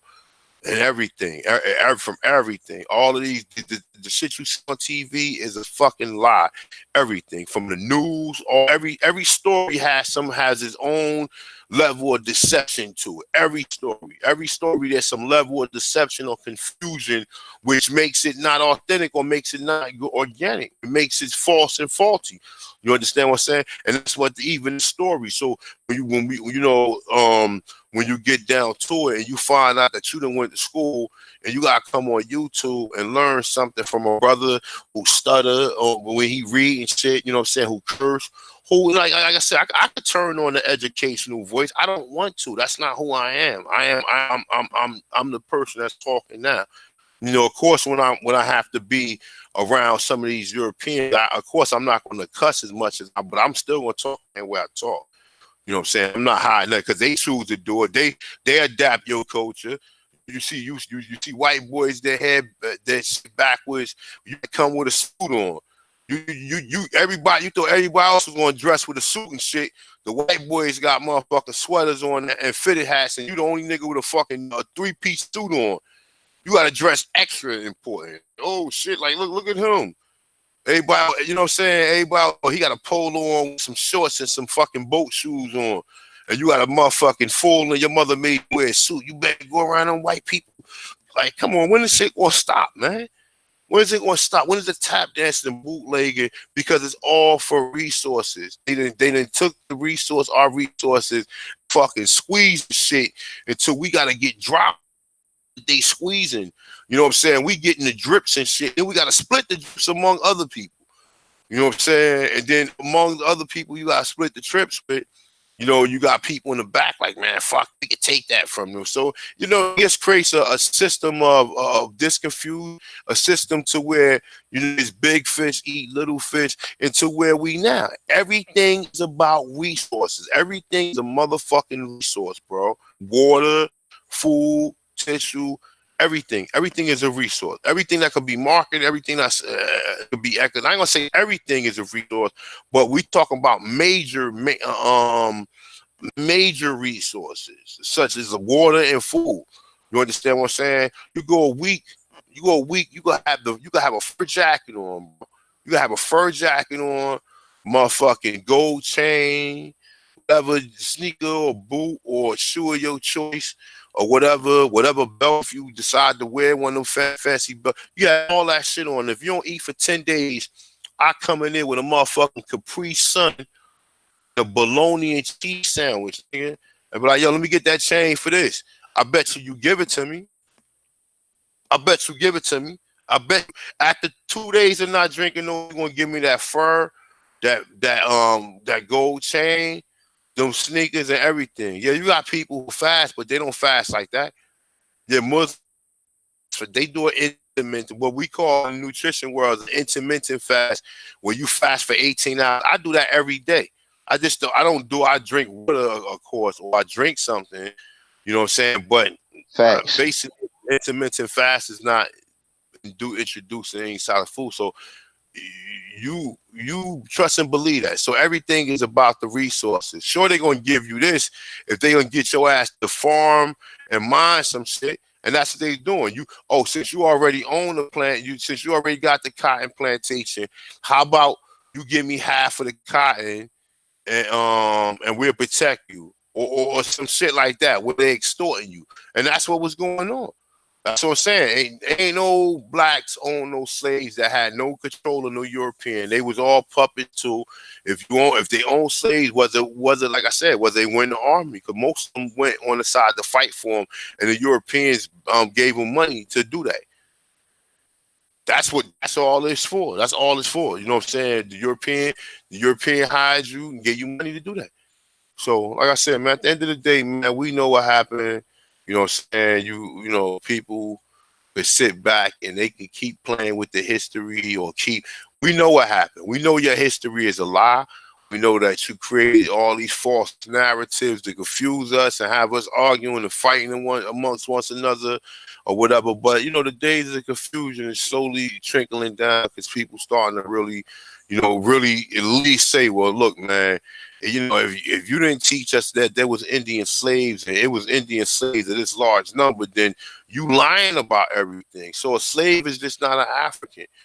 You know what I'm saying? And like I said, that could go in a whole nother different conversation according to whoever's your president at that time, because you'll get Native Americans like, well, they owe us reparations too, or which they're already getting it. So that could go in a whole nother direction. They take on the identity of the Indian slaves too. You know what I'm saying? So, like they'll find some way to do that and be a white man. Like that was my family. Like, come on, man. You automatically disqualified if you came here. If you came here and I don't care if you could be the nicest motherfucker on the planet, but if you came here, your family came here and they benefited from this fucking land, and they had something to do, because like I said, it's all about survival. It's all about survival. They came here for wealth, land, and the riches. That's it. So it's all about survival. So people who came here, you know what I'm saying, they came here for a purpose. They came here basically to get theirs. That's it.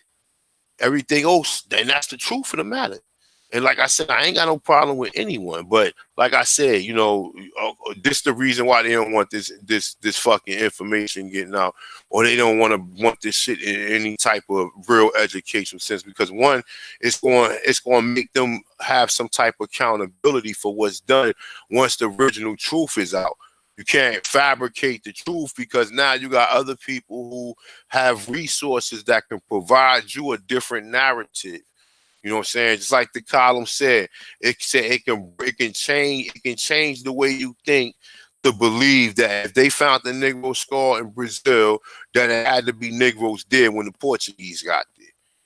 You know, they want you to believe that, oh, no, all these places where it was black people, it was pictures there, and then they would even go so far to say, yeah, it was black people. But when they come to the slave trade, 200 million people, I done heard people tell me, man, I asked them, I'm like, well, how many slaves came to North America according to database? Because we don't know that might not be right and exact. It could be under or over what slave void org has up there, but for the most part, ask somebody that and watch they give you some astronomical number, yo.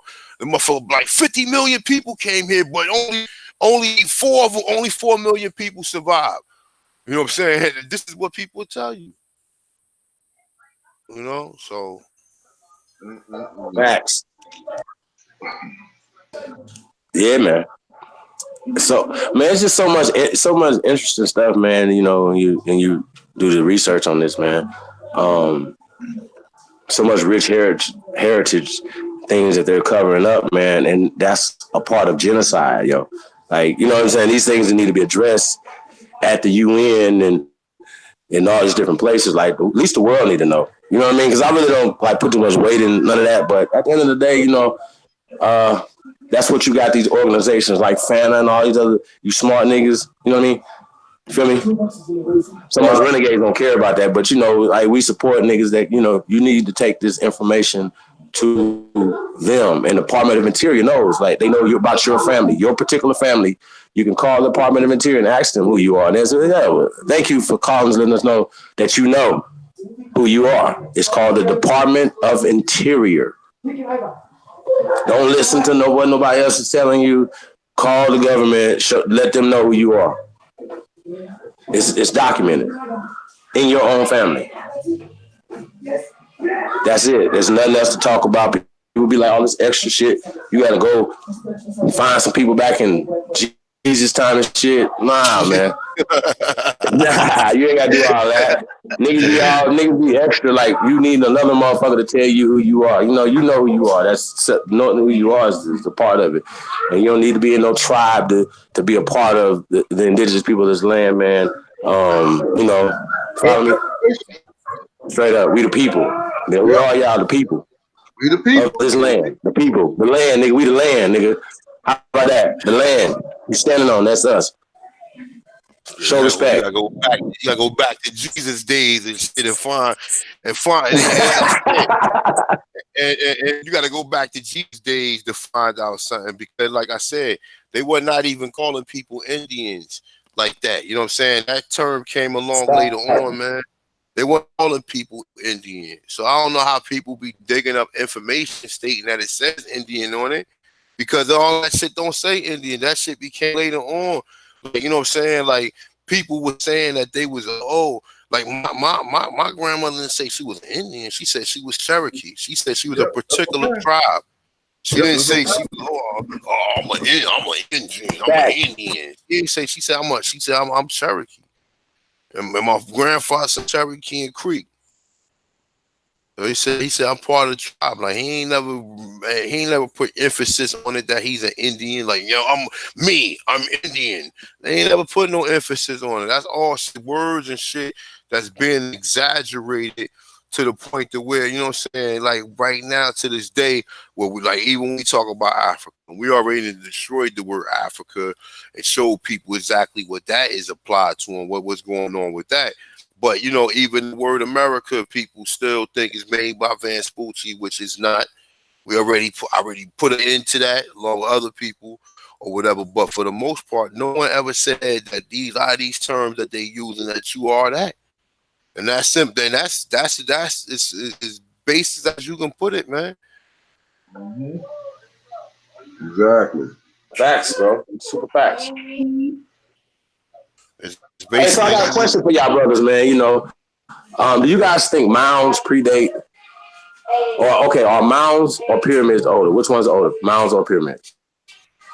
I don't know. I think the mounds was first, and the pyramids is a reconstruction of the mounds, or it could be a volcano. You trying to make a volcano type structure. I don't know, but I assume that the mounds was built first, Like, cause it don't take nothing to really build mounds.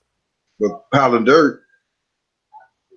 But I've heard some Well, I people mean, like you have to mounds. just with logic. We'll put it like this right here. If the dirt is old, right? You know, the earth, you know, it's old. You know what I'm saying, or whatever, right? Before you have metallurgy to be able to dig with tools, you would use what you had to your disposal to create mounds. So that would be absolutely right. Mounds will predate them.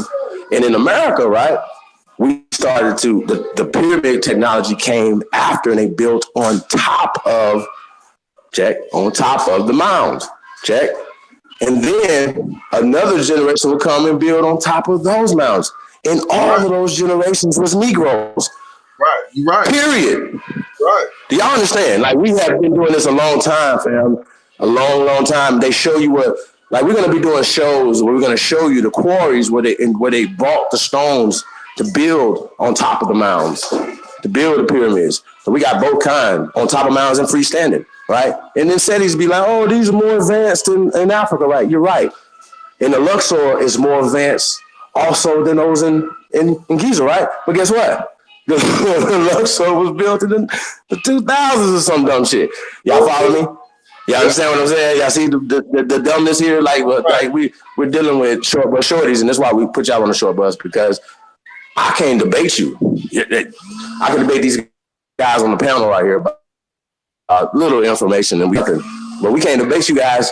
This information that you talk about is older than 8-tracks, nigga. This shit is old, played out, tired. Well, and nobody wants to listen to it. And they act like, oh, fuck with monkey shit, but you believe in the out of Africa theory or hypothesis. It goes with the monkey shit, nigga. Right. It goes with eugenics, period. So when Pharaoh made that show about going in on evolution, and he doesn't understand it goes with the out of Africa hypotheses and eugenics is all to get same stuff, bro. It's the same agenda, fam. If you have to know this.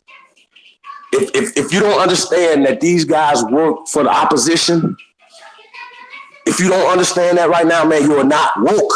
Right. You are asleep as fuck, or you're an agent. You either still sleep or you're an agent. There's no in between right now, because like right now you have to know what's going on right now. And if you want to do anything with Africa, Africans on the continent, they deal with people who know who they are. That's where our power comes from, by getting power in America, right? Check this out. We can get power in America. Can y'all imagine that? I can imagine that. I can imagine power in America, right? What does that look like? Hey, I would ask a question for y'all. What does power look like to y'all in America? Like, after all this talking, all these videos, Children of Corn, 110, like, you follow me, everything that you do, right? Everything we do. After everything we do, right? What's the end result? What y'all see? Rebuilding a nation is what I see. And that starts with getting you the land and the resources to do it. I don't need no money. If I had land, I would, basically, that's really what everything starts from, is the acquired land. If you get your land back, then you see how our ancestors were living before they came over here. They just basically just took what they learned from them and adapted it and just flipped the script, and now they resold it to us. But this is something that they got from our ancestors. So that tells you right there that it's the land that starts everything. Because on the land you can build, you can grow, you can live, you can thrive. So I'm all about nation rebuilding and acquiring our land back. That's how you start. Because if you don't have land, you don't have you don't have a base. You don't have a foundation. We can come up with all kind of organizations. Oh, we this or we that, or you ain't got, and none of these organizations own nobody's land. None of them. Nah, bro. It's like, no. What does power look like? It's you won. It's over. You got everything. What does that look like to you? See, that's what I'm saying. Now we get our land back. Now we in control. Now we the landlords. Now the tables have turned. Now you renting from me. Now you leasing that building and your business. You leasing that on my property. Now you paying me. Now we getting residual. Now we getting money that we can do like they've been doing for centuries. Now we got money put up for our great grandkids because we own our land back. And now you want to be on my land? Well, here's all the terms. You have to pay me this rent. You have to pay me this lease. You know what I'm saying? No, I'm not selling nothing. You can lend it, you can rent it, or you can lease it. I ain't selling nothing. That's how it starts. Because that's what the mistake actually started when we were giving them an inch, they took a foot. They didn't want to satisfy by the foot, so they wanted a yard. Yard wasn't good enough, so they took a mile. That's exactly what happened. So we go looking at, from our mistakes of our ancestors and not repeating them again. And so power will be for us to be restored into our original state. That's what power will be. And to acknowledge that you are a foreigner. You are a European American. You're not an American. You're a European. Now, you're not even a European. You are a Siberian American or Caucasus American or Ukrainian American, Yugoslavian or Czechoslovakian, Yugoslavian American. Whatever you come from, that's what you should be. We should be designated to that term because that's, well, like you said earlier, that's the definition that's in dictionary, Webster Dictionary, 1828. So we're gonna go by that based on those principles. Basically, strength is the numbers, like I always say. So, like right now, we sit on this panel. We got almost 200 people in the chat. This is a puddle. We just making a puddle right now, splash. Not even really a splash. But if the numbers grow, if the message resonates, if the truth gets out, and and we all start waking up, and now we can, basically start organizing and coming up with strategies, that will increase our ability to, basically provide for ourselves because we don't want nothing from nobody. We never wanted nothing Right, from nobody. They came right. up And with us from the get-go. we can't keep using these same old ancient solutions to deal with new problems that we're dealing with in the new age. So Right. it's ultimately we're gonna have to come up with a strategy and a plan for us to move forward with. You know what I mean? Exactly. So that's what I see as power. It's a process. First thing is we have to get recognized for who we are. Second thing is now it's gonna have to be some. I don't want reparations. I want my land back. I don't want no money. I want my land back. That's what I want because I know whatever you give me a reparation, I can flip that 10 times if I have my land. So that's where it all starts from, and they know this. That's why they come over here and they hoarding the land. Now, what we don't know is that now with all of the debt that the U.S. has, a lot of this land is now basically been held in a trust. There's over 7 million acres of land that's held in a trust by the UN. The UN is holding it because they're basically, that's where the whole rights for indigenous people and all that stuff coming out. Because they wanted people to go ahead and acknowledge who they are because they know these Europeans don't own this land. They know that it was taken by conquest. They understand that this is history. This is well documented. There's nothing that they can deny. It's irrefutable, undeniable.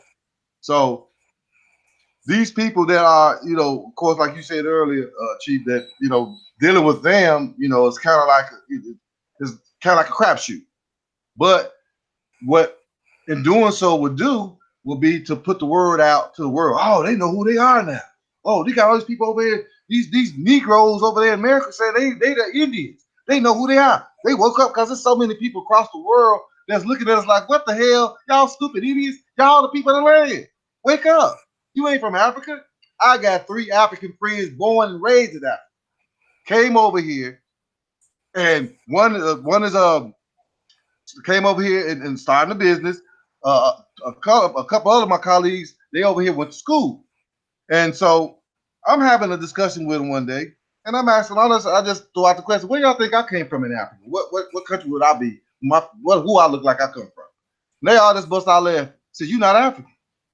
You not African." And I'm like, "Huh?" I'm looking at you. They're like, "No. You not African. You American. You American." So I'm like, "Oh." So if people born and raised on that continent telling me that I ain't one of them, then who the fuck is you telling me who you think I am? What is that? That's what pisses me off. When you just got here less than 200 years ago, most of you, from 1880 to 1920, 90% of you guys got here.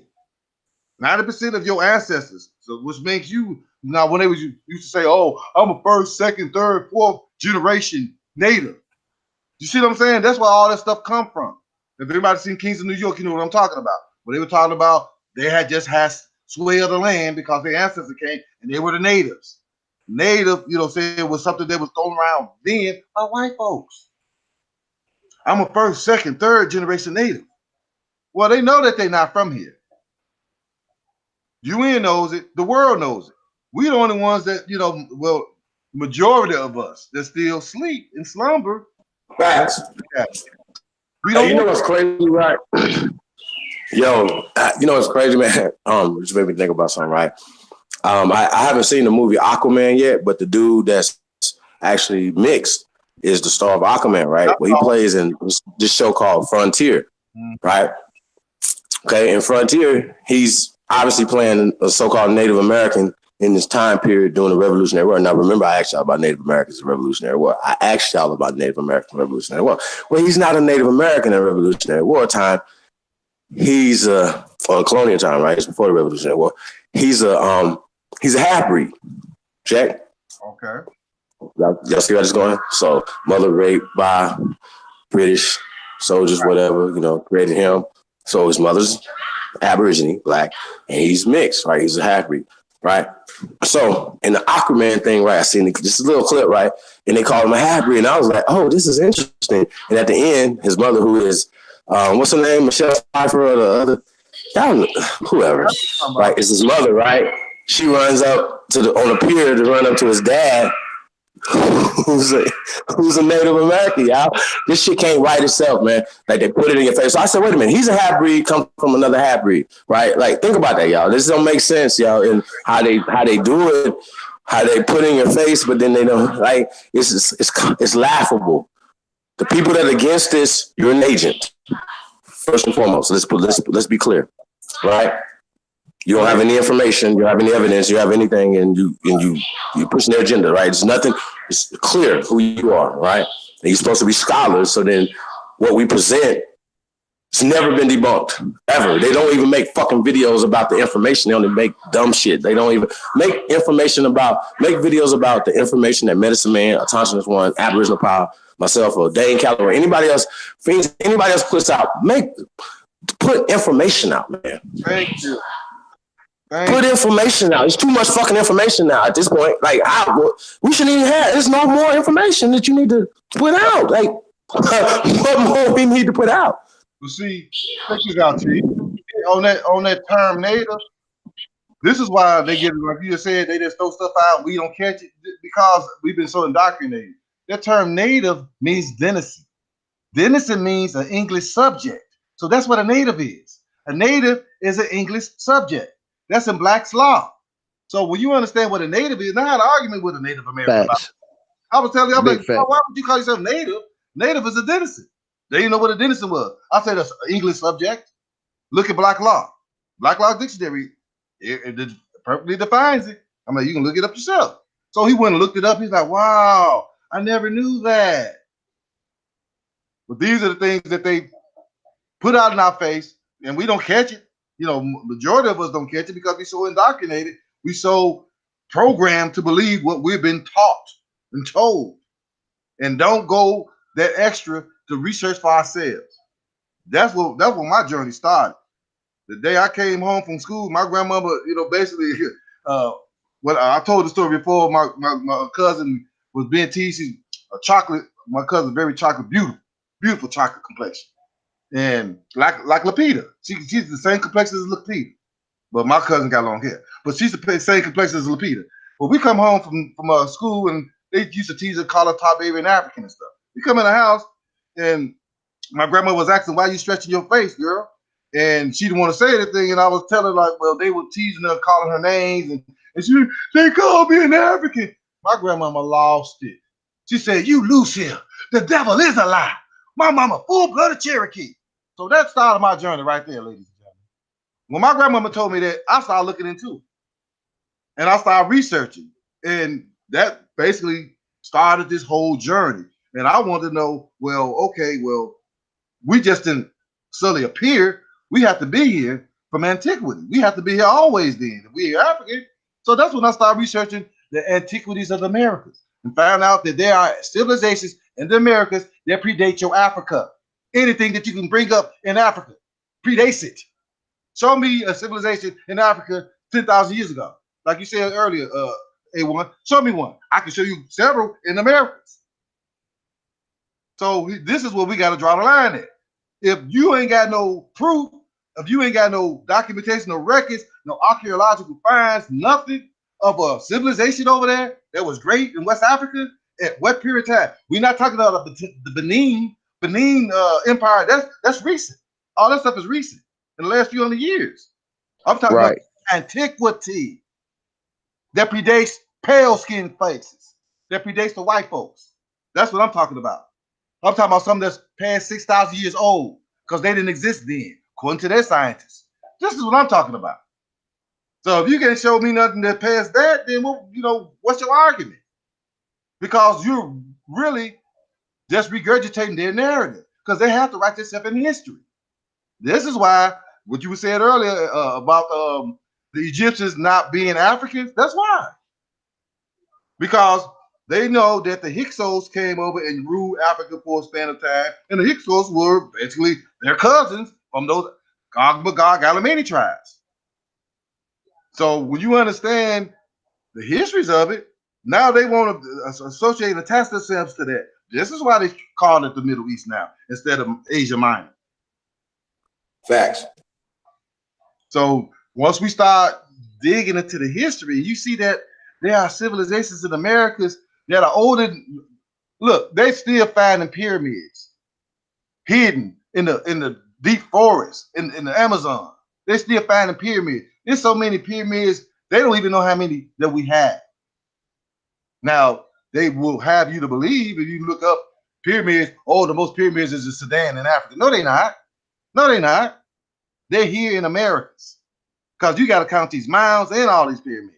Yeah, that's outdated information if you're reading that because as of 2018, they found over 60,000 structures. Thank you. 10,000 of those been pyramids. Thank you. And they're using LiDAR, and they also use LiDAR here in North America too. We're gonna do that story also. I did it before. I don't know that show's going somewhere where they're finding temples and pyramids and stuff. Things that you think's a mountain or whatever, it's actually a pyramid. And also a lot of these courthouses and buildings and temples that you see here, whatever, they just took the stones off our pyramids, right? Like in St. Louis, and put them on the St. Louis Cathedral, for instance, right? And so you have to be careful, man. Like, these people are lying to you. This is not a long time when they did it, and we are the generation to restore truth, justice, peace. Why you don't see in Australia?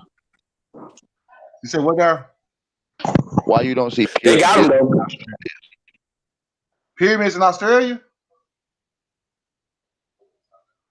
Is that what you said, AP? Yeah, why don't you see pyramids in Australia? Well, that could possibly be because if you look at it from what it really is, if this is the trivia to that. How can the people of the Americas be classified as Australoids and they built the pyramids, but there's no pyramids in Australia? Hello? That tells me one thing. Look, this is what it tells me. What it tells me is, I don't know. Look, this is what it tells me. According to the ancient mystic masonry, where it says Swinburne, when he speaks of the Americas being first from the deluge, from the Great Flood, first to have dry land, and it reached from the Americas to Nova Scotia to the far east rather, which will be the Asia. So if we understand that these were the landmasses, and it had no mention of Africa, by the way. So we understand that these were the landmasses mentioned. Then you got to understand then that it was a concentration of people on the dry land at that time. So Americas was the dry land up from America to Canada to the far east rather, which will be the Asia. So these were the only lands that were above water. They said that at this time, England was just a string of islands. Europe, just a string of islands. So if we understand this, then where will all the people that is living be at this time? they'll be on the dry land, wouldn't they? So then that means then, okay, if they're on the dry land, oh well, wait a minute, this is where the oldest pyramids and the largest pyramids in the world and everything is right here in America, and it's way older than what they have you believe. So then now you got to understand that, like in my last video, I was explaining about the Pacific Ocean, how that was the preferred route, but they don't ever tell us that. They want us to concentrate on the transatlantic slave trade or the Atlantic because of that. But no, they were coming on the Pacific eons before all that happened. So when you understand that it's natural currents, trade winds through the Pacific that blows from the South America, Central America, all the way to the Pacific Islands in Australia, then around Australia, up under New Zealand, it's trade winds that blow right back to South America. So you can actually get on a sailboat and float. Right. You know what's crazy though? When they're talking about, and this is interesting, right? Y'all got to catch them. When they're talking about the transatlantic so-called slave trade. Right. Right. They're breaking up, Chief. Telling you from a perspective that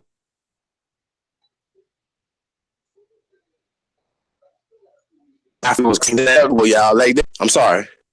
If you're a good slave, that's fine. But what you should do is do research. Right. I urge everybody on slavery. I urge everybody to.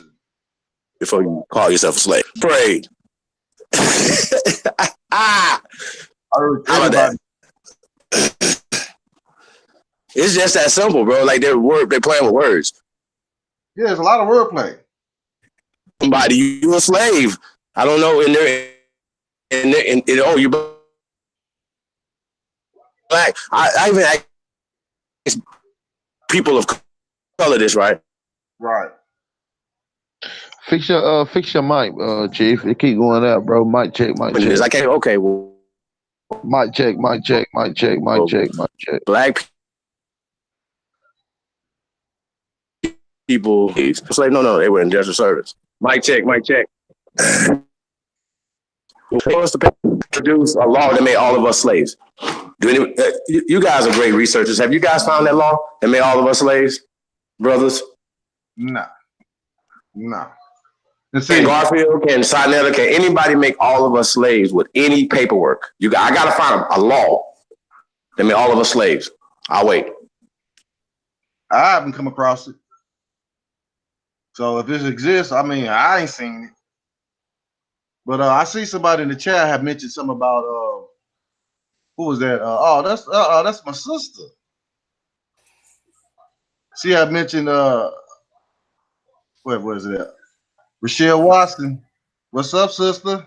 She had mentioned about the Aborigines from South America, probably people in Australia. Yes, that's what I believe. Because if you see, like just what you just said, AP, why there's no pyramids in Australia? Well, why are there pyramids in Americas, but they call them the people in Americas Australoid? Hello. That means then that what that tells me is that the people from the Americas peopled Australia and the Pacific Islands. And some of them came from Asia, which was China, when they were flushed out with the Huns and then followed by the Mongol Tartar invasions. They flushed a lot of the original melanated, dark, swarthy, look like us Negroes.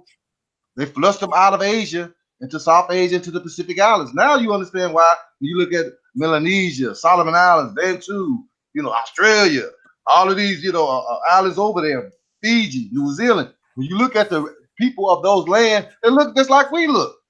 Facts. Papua New Guinea, they look just like us. Facts. So how did that happen? It was an exchange of people. So if you got the same phenotypes here in America, then you got those phenotypes over in the Pacific Island, and then there are natural current trade winds that blows from the Pacific to the Americas and from the Americas to the Pacific. It's common sense from that point to me. You know what I'm saying? I'm like, which came first, the chicken or the egg? We got people in the Americas, and then we got people that they basically dating thousands of years old. They call them Australoids, but then you go to Australia, there's no pyramids. What that tell you? Well, here's the thing about the whole Australoid thing, right? And it's just super simple, right? Well, even when they created that, it's probably like the late 1800s. Some white people came around and started classifying like different races of people to kind of put themselves in the conversation, right? But guess what? Caucasians, Australoids, Negroes, and whatever kind of oils that you think you can come up with did not exist at the same time. So now you start confusing people and says, oh, China, well, 2,000 years ago, Chinese people were black. God damn. Like this shit right here, man. Y'all, you know what, man? This is why I be having problems with people.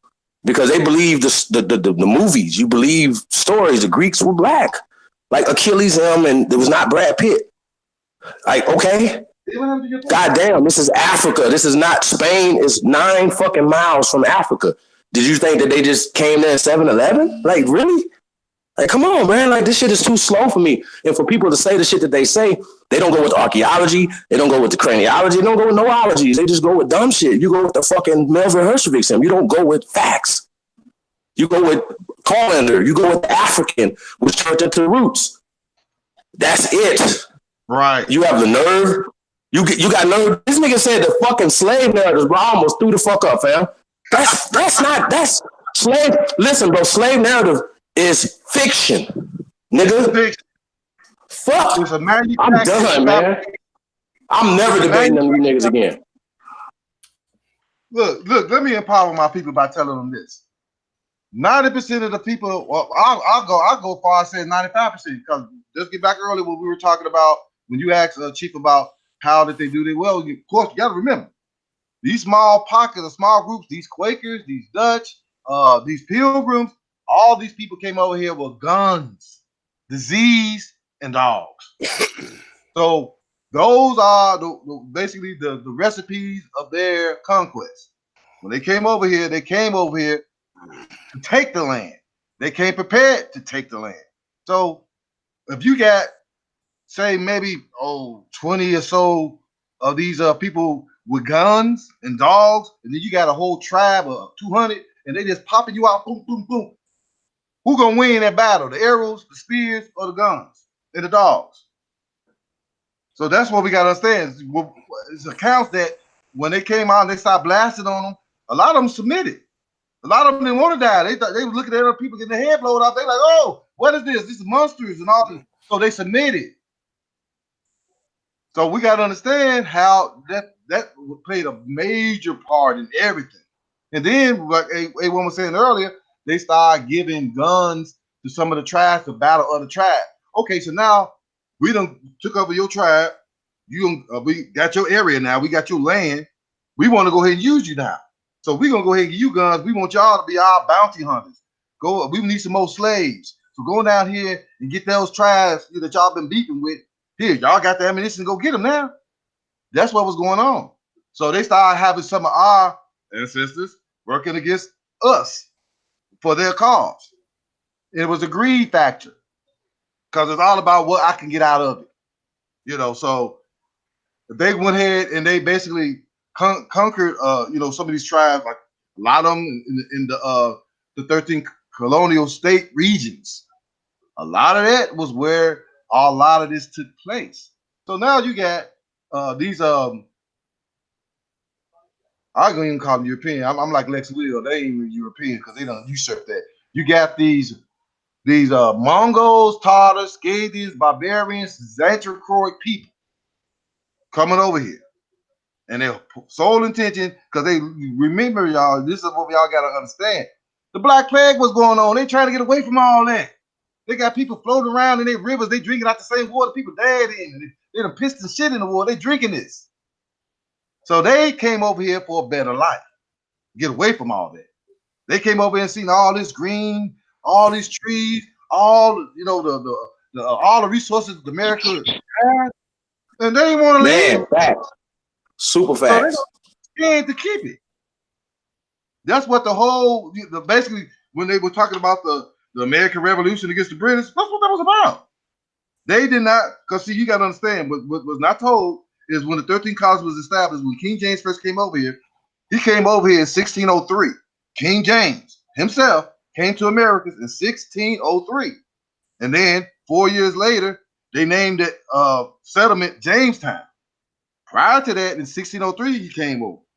Then in 1606, he basically gave out those patents to the London Company and to the what was the other one? It was the London Company and I forget the other one. But he gave out 2 patents, and those were for the land. Those were the territories for the 13 colonies. So once he gave out those patents, keep in mind, a lot of these people that he was sitting to see, King James was a brother. King James was very swarthy. A lot of people sitting over here initially was swarthy. He had some of those, what we call Xanthi Crow. Those were missionaries. Those are people that were coming to assist. When they got over here, they saw how well everything was. They wanted to stay. They didn't want to go back. That's what their whole revolt was over. It's like, okay, well, we ain't got to go ahead and be up under the crown. We claim this is our land. Well, what was in their way? The Moors, because the Moors was the one that brought them up here and helped them set it all up. The Moors was the same people with King James, black folks. So we got to understand what really went down. This is why in 1682 they passed that law, the Virginia law, slave law, saying all Indians, mulattoes, and Moors are Negroes. That's why. Because a lot of these Moors at this time was owning white slaves that was being set up. See, what they ain't telling us is in 1625, King James sent over 60,000 or so, probably more than that. These were Slavic white folks. These are peasants. A lot of them, they were sent to the West Indies. They sent to the colonial states. Some of them were sent down to the Caribbeans. And that's where the term redneck comes from, because when they was in the Caribbeans and they was out in the fields, they would get sunburned and their necks would turn red. That's where the whole redneck thing come from. This is from their history. Yep. So we got to understand all this, and start realizing that, okay, we dealing with people that just got here. They put on a front like they've been here and they done, no. Some of these people that you see walking around and call themselves white, they probably, well, I will say right now, we're in 2019, so you got some of them are second and third generation in America. Literally, second and third generations in America. Now, when I found out that the so-called white settlers is what the white people is what the book says, that it said in the year 1768, they didn't settle into Tennessee until 1768. And when they did settle, it was in the far east, right off of the Carolina. I mean, right, well, the Appalachian Mountains that divides the Carolinas from what is now Tennessee. So they came over the Appalachian Mountains, right there, probably a few miles away from the Appalachian Mountains, into what is now Tennessee territory, is where they first had their hostage settlement. This is not in the heart of Tennessee, because everything else was still Indian territory. So when I found that out, I'm like, wait a minute, let me count back my generations. Because that means then, like my grandmama said, she said, well, if my great grandma was full-blood Cherokee, they've been here for some thousands of years. So my folks was in the state, well, in the territory, what is now called Tennessee, before the white man came here. So how the hell you gonna tell me I'm a slave? This is what I tell them from now on. Anytime somebody bring it up, I said, my folks was here before your folks even got here. My folks was here before the first white settlement in the state of Tennessee. Before it even became a state, it was a territory. So if I can prove that I got generations here in this area, I'm like my grandfather, my maternal grandfather, they were Chickasaws. I found out that in 1818, the Chickasaws ceded their territory that became what is now Memphis. My grandfather been in Memphis from the day he was born. All his folks was from Memphis. I was fortunate to see my great grandmother. She looked just like these Chickasaw pictures I'll be seeing. So once we understand what's really going on, and stop listening to what they say, because they don't know. They making up stuff. Anything they tell you is to benefit them. It ain't never to benefit us. So that's why I said the statement about we need to start basically amongst ourselves changing the narrative, correcting the narrative with the truth. Putting out the truth, true history, true events, true accounts. And they can like it or not, but it's the truth. That's real talk. Super facts. So they always, now go ahead. So what do y'all think about ice and crossing? What do you think you guys think of a crossing myth? And I'm sorry, I kind of jumped the gun. What do you guys think of the Bering Strait crossing in the Ice Age. Let me tell you about this, bro. Brothers. Let me tell you about this. I was born and raised in Chicago, Illinois. It was a blizzard in '79. It was 4 feet of snow on the ground. The wind chill factor was 86 degrees below zero. My father bet me $20 that I can walk from my house to the end of the block and back.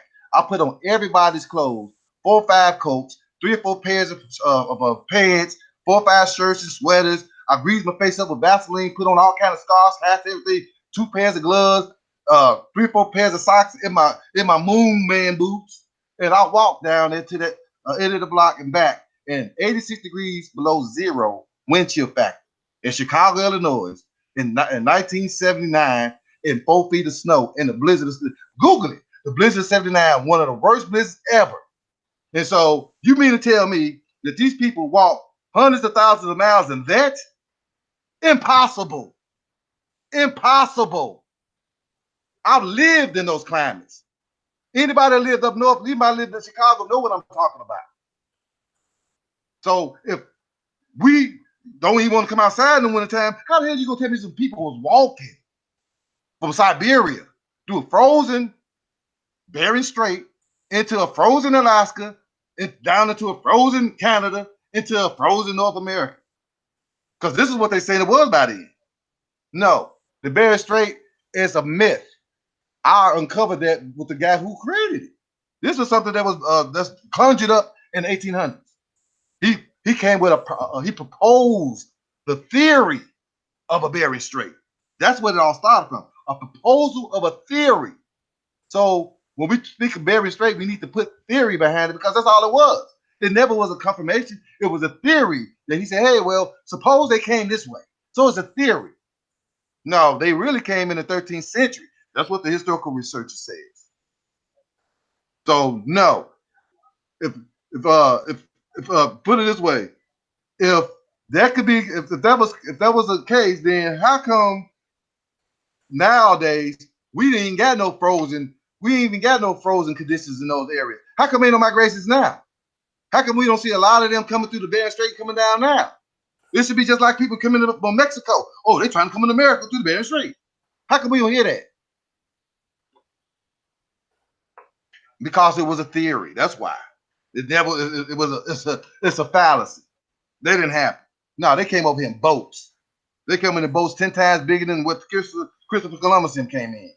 They made Christopher Columbus and boats look like toys. So when we understand what really went down, then it changed the whole narrative.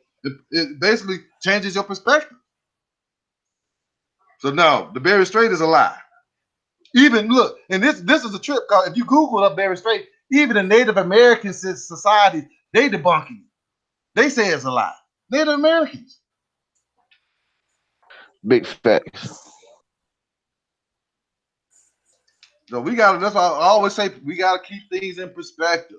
And we have to definitely lock everything in by its timeline. Now, here's the thing to prove what I'm saying. If anybody researches codexes of Central America, Anahuac, ancient Mexico, Anahuac, keep in mind, it was named Mexico after the Mexicans, the Mongol tribe. Before that, it was called Anahuac. So if you look at the ancient codexes from Anahuac from antiquity, all you see is people looking like us. You start seeing pale or Xanthocroic looking people later in the codexes, which is consistent to right around the time they arrived. Now you understand what's going on. Because when you look at the older ones, you don't see none of them. And I was talking with a sister of the day. I do believe that there was a migration of Asian or Asiatic people, but they were looking less like we are. Those were the richly, like you said, Chief, 2,000 years ago, they were all, melanated people in China. Those were who they were. Those came when the Huns first invaded Asia. This was in the 4th century. So now you got some coming around the 4th, 5th century coming. Then you have, about 800 years later, when Kublai Khan, they started invading, and they conquered China in 1280 and Japan in 1280. Then they set their sights on America. Facts. Here's the thing, right? Let's just tackle this whole Behringer thing, right? But we got to start with the whole ice age. It's not even it hasn't made a hypothesis, it hasn't made a theory stage yet. It's just a story, right? That some people say, and then people will take a headline or something and they'll just run with it like it's true. It's a cartoon character. It's not true. Ice age is them trying to write themselves in history based on being cold, snow, UV rays, all these things are not even theories, they're like fake, right?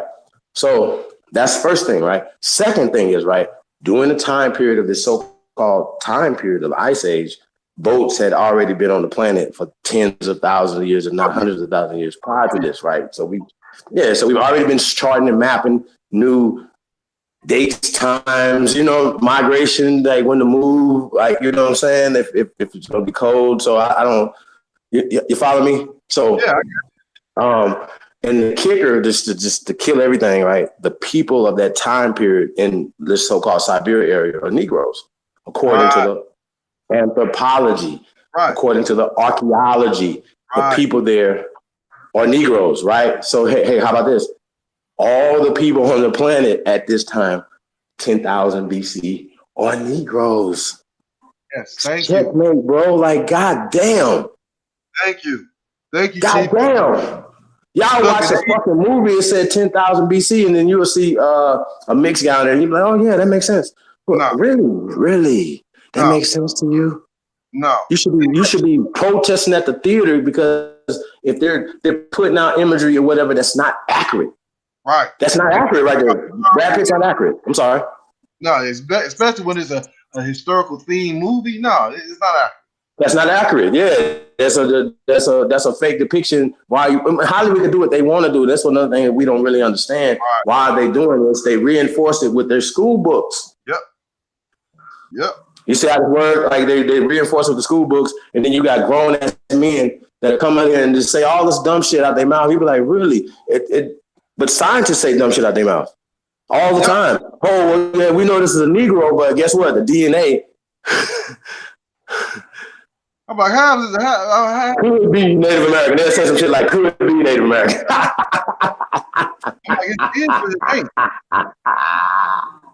Y'all fuck niggas, man. Is it is, it ain't. Yeah, man. Look, this like I did in I think it was part. I think it was part 102. Probably even both of them. I probably even mentioned it. But you gotta take into account, like I was talking about maize. Maize they say was cultivated around 10 to 7,000 years ago. Well, that predates the mutation of pale-skinned people from the gene SL245A. So that right there eliminates them from the whole picture. This is what people got to understand. Y'all weren't even around. You weren't even here. So what are you talking about? So once we bro, like I just want to know what did England look like 2,000 years ago? What did France look like 2,000 years ago? Like y'all, people be just slow, bro. Like this shit is slow, man. It's too slow for me. Look, like I said, every land inhabitable was inhabited by melanated people, melanated to different degrees, different hues, but they all was melanated. There wasn't no pale-skinned people. According to their own scientists, pale skin evolved, mutation of pale skin was less than 6,000 years ago. They got it recorded at 5,800 years ago. So that's less than 6,000 years ago. So when you understand that, then they're telling you that they went around. So like it's as simple as that, bro. Like they just wasn't here. I don't know why people just like that's that's ridiculous. Like just mathematics. Right. That's why when you see the every 100 years you saw some drops. Come on, y'all. Look, this is why when you see the oldest descriptions, the oldest depictions, all of these that's paintings, like especially over in like Russia, even in Europe, you don't never see the white folks. Not the old ones. You can tell the ones that's been recent or whitewashed, but when you look at the old, like in Russia, they ain't even changed those faces. They still got in those museums. So you can, if you want to see what they look like, that's what they look like. This is. I don't know how this is. Bro, like, I don't even know how that's even an argument anymore. Like, even an Afrocentric should agree that that's okay. Every Afrocentric would believe that he's right? If we got Ashwa Kwesi on here, if we could ask. But you know, now the oppositions, they believe everybody. They will tell you, oh no, they came from Africa, they migrated up there, and they said, no. Again, this is based off of. Listen to what I'm saying though. Every landmass that was inhabitable was inhabited by melanated. Now, I'm speaking of inhabitable lands. Look, I'm speaking of inhabitable lands. Now, the continent of Africa has just recently, I can show you maps from the 1550s when it was still half submerged. So the continent of Africa has just been recently, acclimated to what it is now. This is why you understand why they went there in 1900 and colonized Africa. This is why you never see any explorations of Africa until the late 1800s. On their maps from the Sebastian Monster 1550 map, look at it. Look at the bottom of the continent of what is now Africa, and tell me, oh, that's the whole canal. Half of it is still submerged. And then the person that they got sitting there on that map lets you know who the people of the land was. It wasn't looking like us. So when you understand that, you got all these images of all these melanated people everywhere else around the world, because all these other places was inhabitable. They used to call Africa the wastelands. Why? Now you understand. So now getting back to what we were saying earlier about they saying that they brought Africans here to the Americas. That's nonsensical when you think about it. Christopher Columbus came here, and in their record said his first voyage he brought 1,500 back with him. He came back for 3 more voyages after that. So don't you know, every time he came, he took slaves back with him, or prisoners of war, and enslaved them. That's what was going on. And now when you do the research of Brazil, and you find out that the Tempi Numba, the original people of that land, were encountered by the Jesuits and the conquistadors, who called them Negros de Terra, blacks of the land. Then when you understand that the Dutch basically conquered them, slaughtered them, took their land, and was shipping them off to what is now West Africa, it makes sense, because that's who started Negro land in West Africa: the Dutch, English, and Denmark. Those 3 cousins got together and started that establishment called Negro land. So what I gotta be telling people, if the Dutch had 3 settlements in the Americas, they had one in North America and New Amsterdam, which is New York. They had one in the Caribbeans and the Antilles. Then they had another one in South America and Recife, Brazil. That was New Holland. So that was the triangle period. That was your triangle slave trade right there, from the north coast of North America to the Caribbean to South America and back. That's how they were shipping people back and forth and mixing tribes, taking people from South America, bringing them up to North America, taking people from North America, dropping them off to the Caribbean, taking people from Caribbean, taking them back up to North America or South America, switching the people up. That's what was going on. Hey, you know what's crazy, bro? You just made me think about the Amistad, right? Yeah. I don't know if you guys watched the movie, but I went to the movies, man, and I seen the movies, and it was like full of white people, right? I'm like, me and another person is only melanated people in the movie theater, right? Think about that. I was mad as shit, right? So the whole time I'm thinking that boat came from Africa. Check. Right. So you do some real research and find out that La Amistad was coming from Cuba, going to another place in Cuba, right? These are Cuban citizens. These are not Africans. Check. Right. Okay. When we say Cuba, we talk about Americans. Right. But it was a 4-month trip after they took the boat over that they went from Cuba, right? After they took the boat from Cuba to Connecticut. It took 4 months. They did not have food for 4 months. It was going like a day trip to Cuba, right? To another port in Cuba, right? So it was on a day trip. So why would they be going 4 months up the coast of America, around Florida, all the way up? Why would they do all that? Right? They were going in and off. They were going and getting food, getting back on the boat. You understand what I'm saying?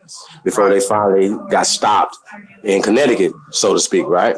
So when you start doing your information and it says it's not about slavery, that whole case wasn't about slavery. It's about the cargo. It was about who had jurisdiction over the boat and things of that nature. So it had nothing to do with slavery. So the Steven Spielberg movie is a fictional depiction of Amistad. You know what I'm saying? So once again, to beat you down, to make you like you feel like you're a slave, that you came from the bottom of a boat getting pissed and shit on. Right. Let's piggyback what you just said, Chief. A lot of this propaganda that they're putting out is to demoralize us. It's a mental conditioning, to make us feel subservient, to make us feel lesser than what we really are, so that we won't reach our full potential. Because it's like a how can I put it? It's like a downer. You know what I'm saying? To know that every time you look around, they throwing up some kind of museum for slavery, putting out some kind of movie, and I'm like, for real? Y'all, when they came out with the new Roots, I'm like, wait a minute, why? You know what I'm saying? What has to be done, getting back to what you said earlier about power.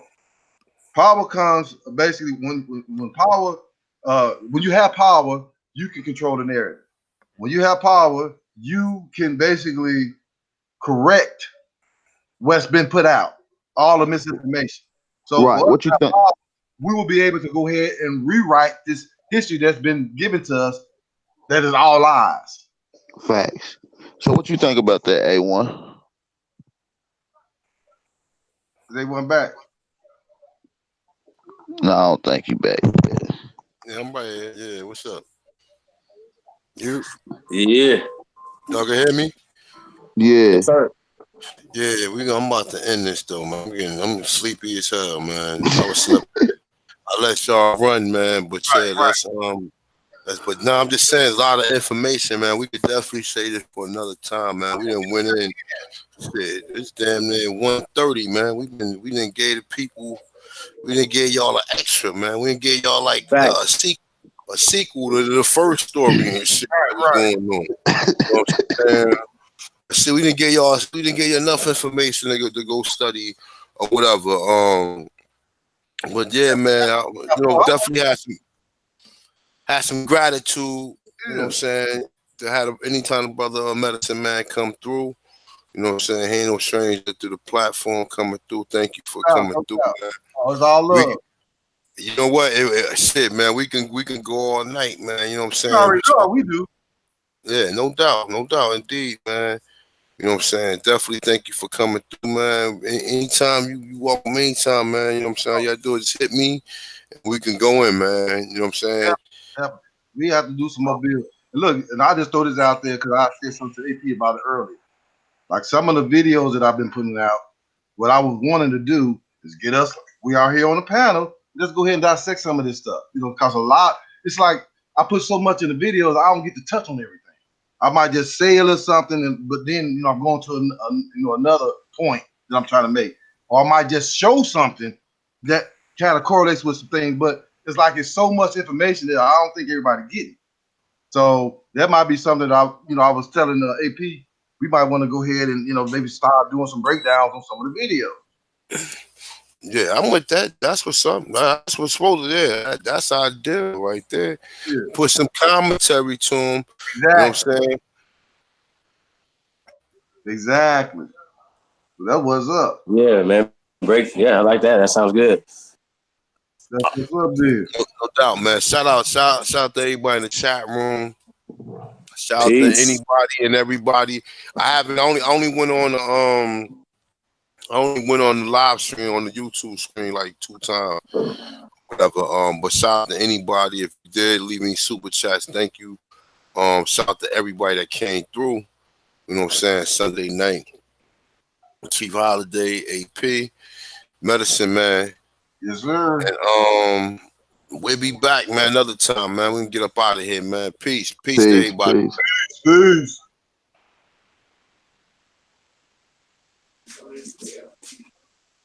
Yep, heavyweight jammer. Oh, that was another one right there. Man, you already know, man. We can go all night, man. So much information. Man, you just be sparking so much shit, man. It's crazy. Hey, that's what I'm here for. Man. That's what I'm here for. You know what I'm saying? That's what I try to evoke in everybody. That's what I want you to, go ahead and look it up for yourself. Fact. That's all they got to do, man. Like that'll shut everything else down. Mm-hmm. Like y'all know who came on home though? George Macon. He just went ahead and said, "Fuck it, I'm done with that dumb shit over there, bro. It's almost over, man." Came home. Oh, that's what's up. When he do that? He did a live stream the other day, right? So I popped in the chat room. He was already talking about, just the state of the community and the information and stuff like that. But I popped in, hey man, peace, everything, George, woo woo. He said, yeah, Chief, what's up, man? He started going on that. He was like, yeah, man, and I just start talking about Pan Africans like on the tip of them not going with the evidence and just woo woo woo and going with the eugenics society. He started going there. I was like, shit, this over. Bro, either you look at the evidence, if you fair and balanced, you're gonna be like, okay, I heard what he just said. I heard what they just said. Hey. I heard what my brother said. Wait a minute, this don't make sense, right?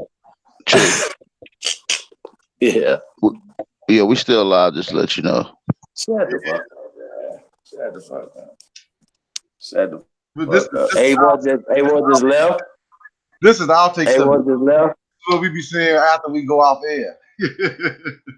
Nah, A1 just he shut it down, bro. No, he ain't. We gotta get off. We gotta get off. Let me look at it, man.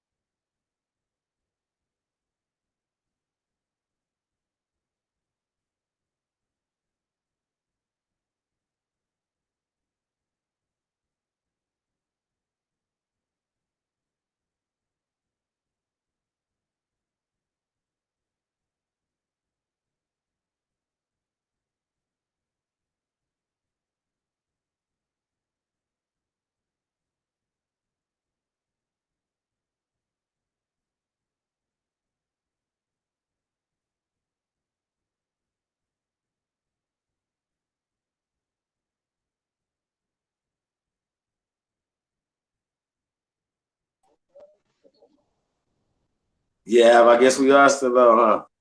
It's all good. Shout out to the chat room, man. Yeah, I'm gone. Peace, y'all. You going out? I mean, who gonna shut the shit? Once you end it, it should shut off. Yeah, I had to shut that down. Yeah, once you get off, it'll cut off. All right, cut off. All right, yeah, man. Just want to say shout out to everybody, man. You gone? Oh yeah, man. Peace to everybody, man. Make sure y'all subscribe to this. Subscribe to the Tribe Up Sports News and Entertainment, man. We're gonna be going in on this on some stuff tomorrow, man. Egypto America. So shout out to the Tribe, man. And also tribeup.app, man. Peace to everybody, man. We definitely appreciate everybody. Shout out to A1, AP, Medicine Man. Chief Holiday, I'm out.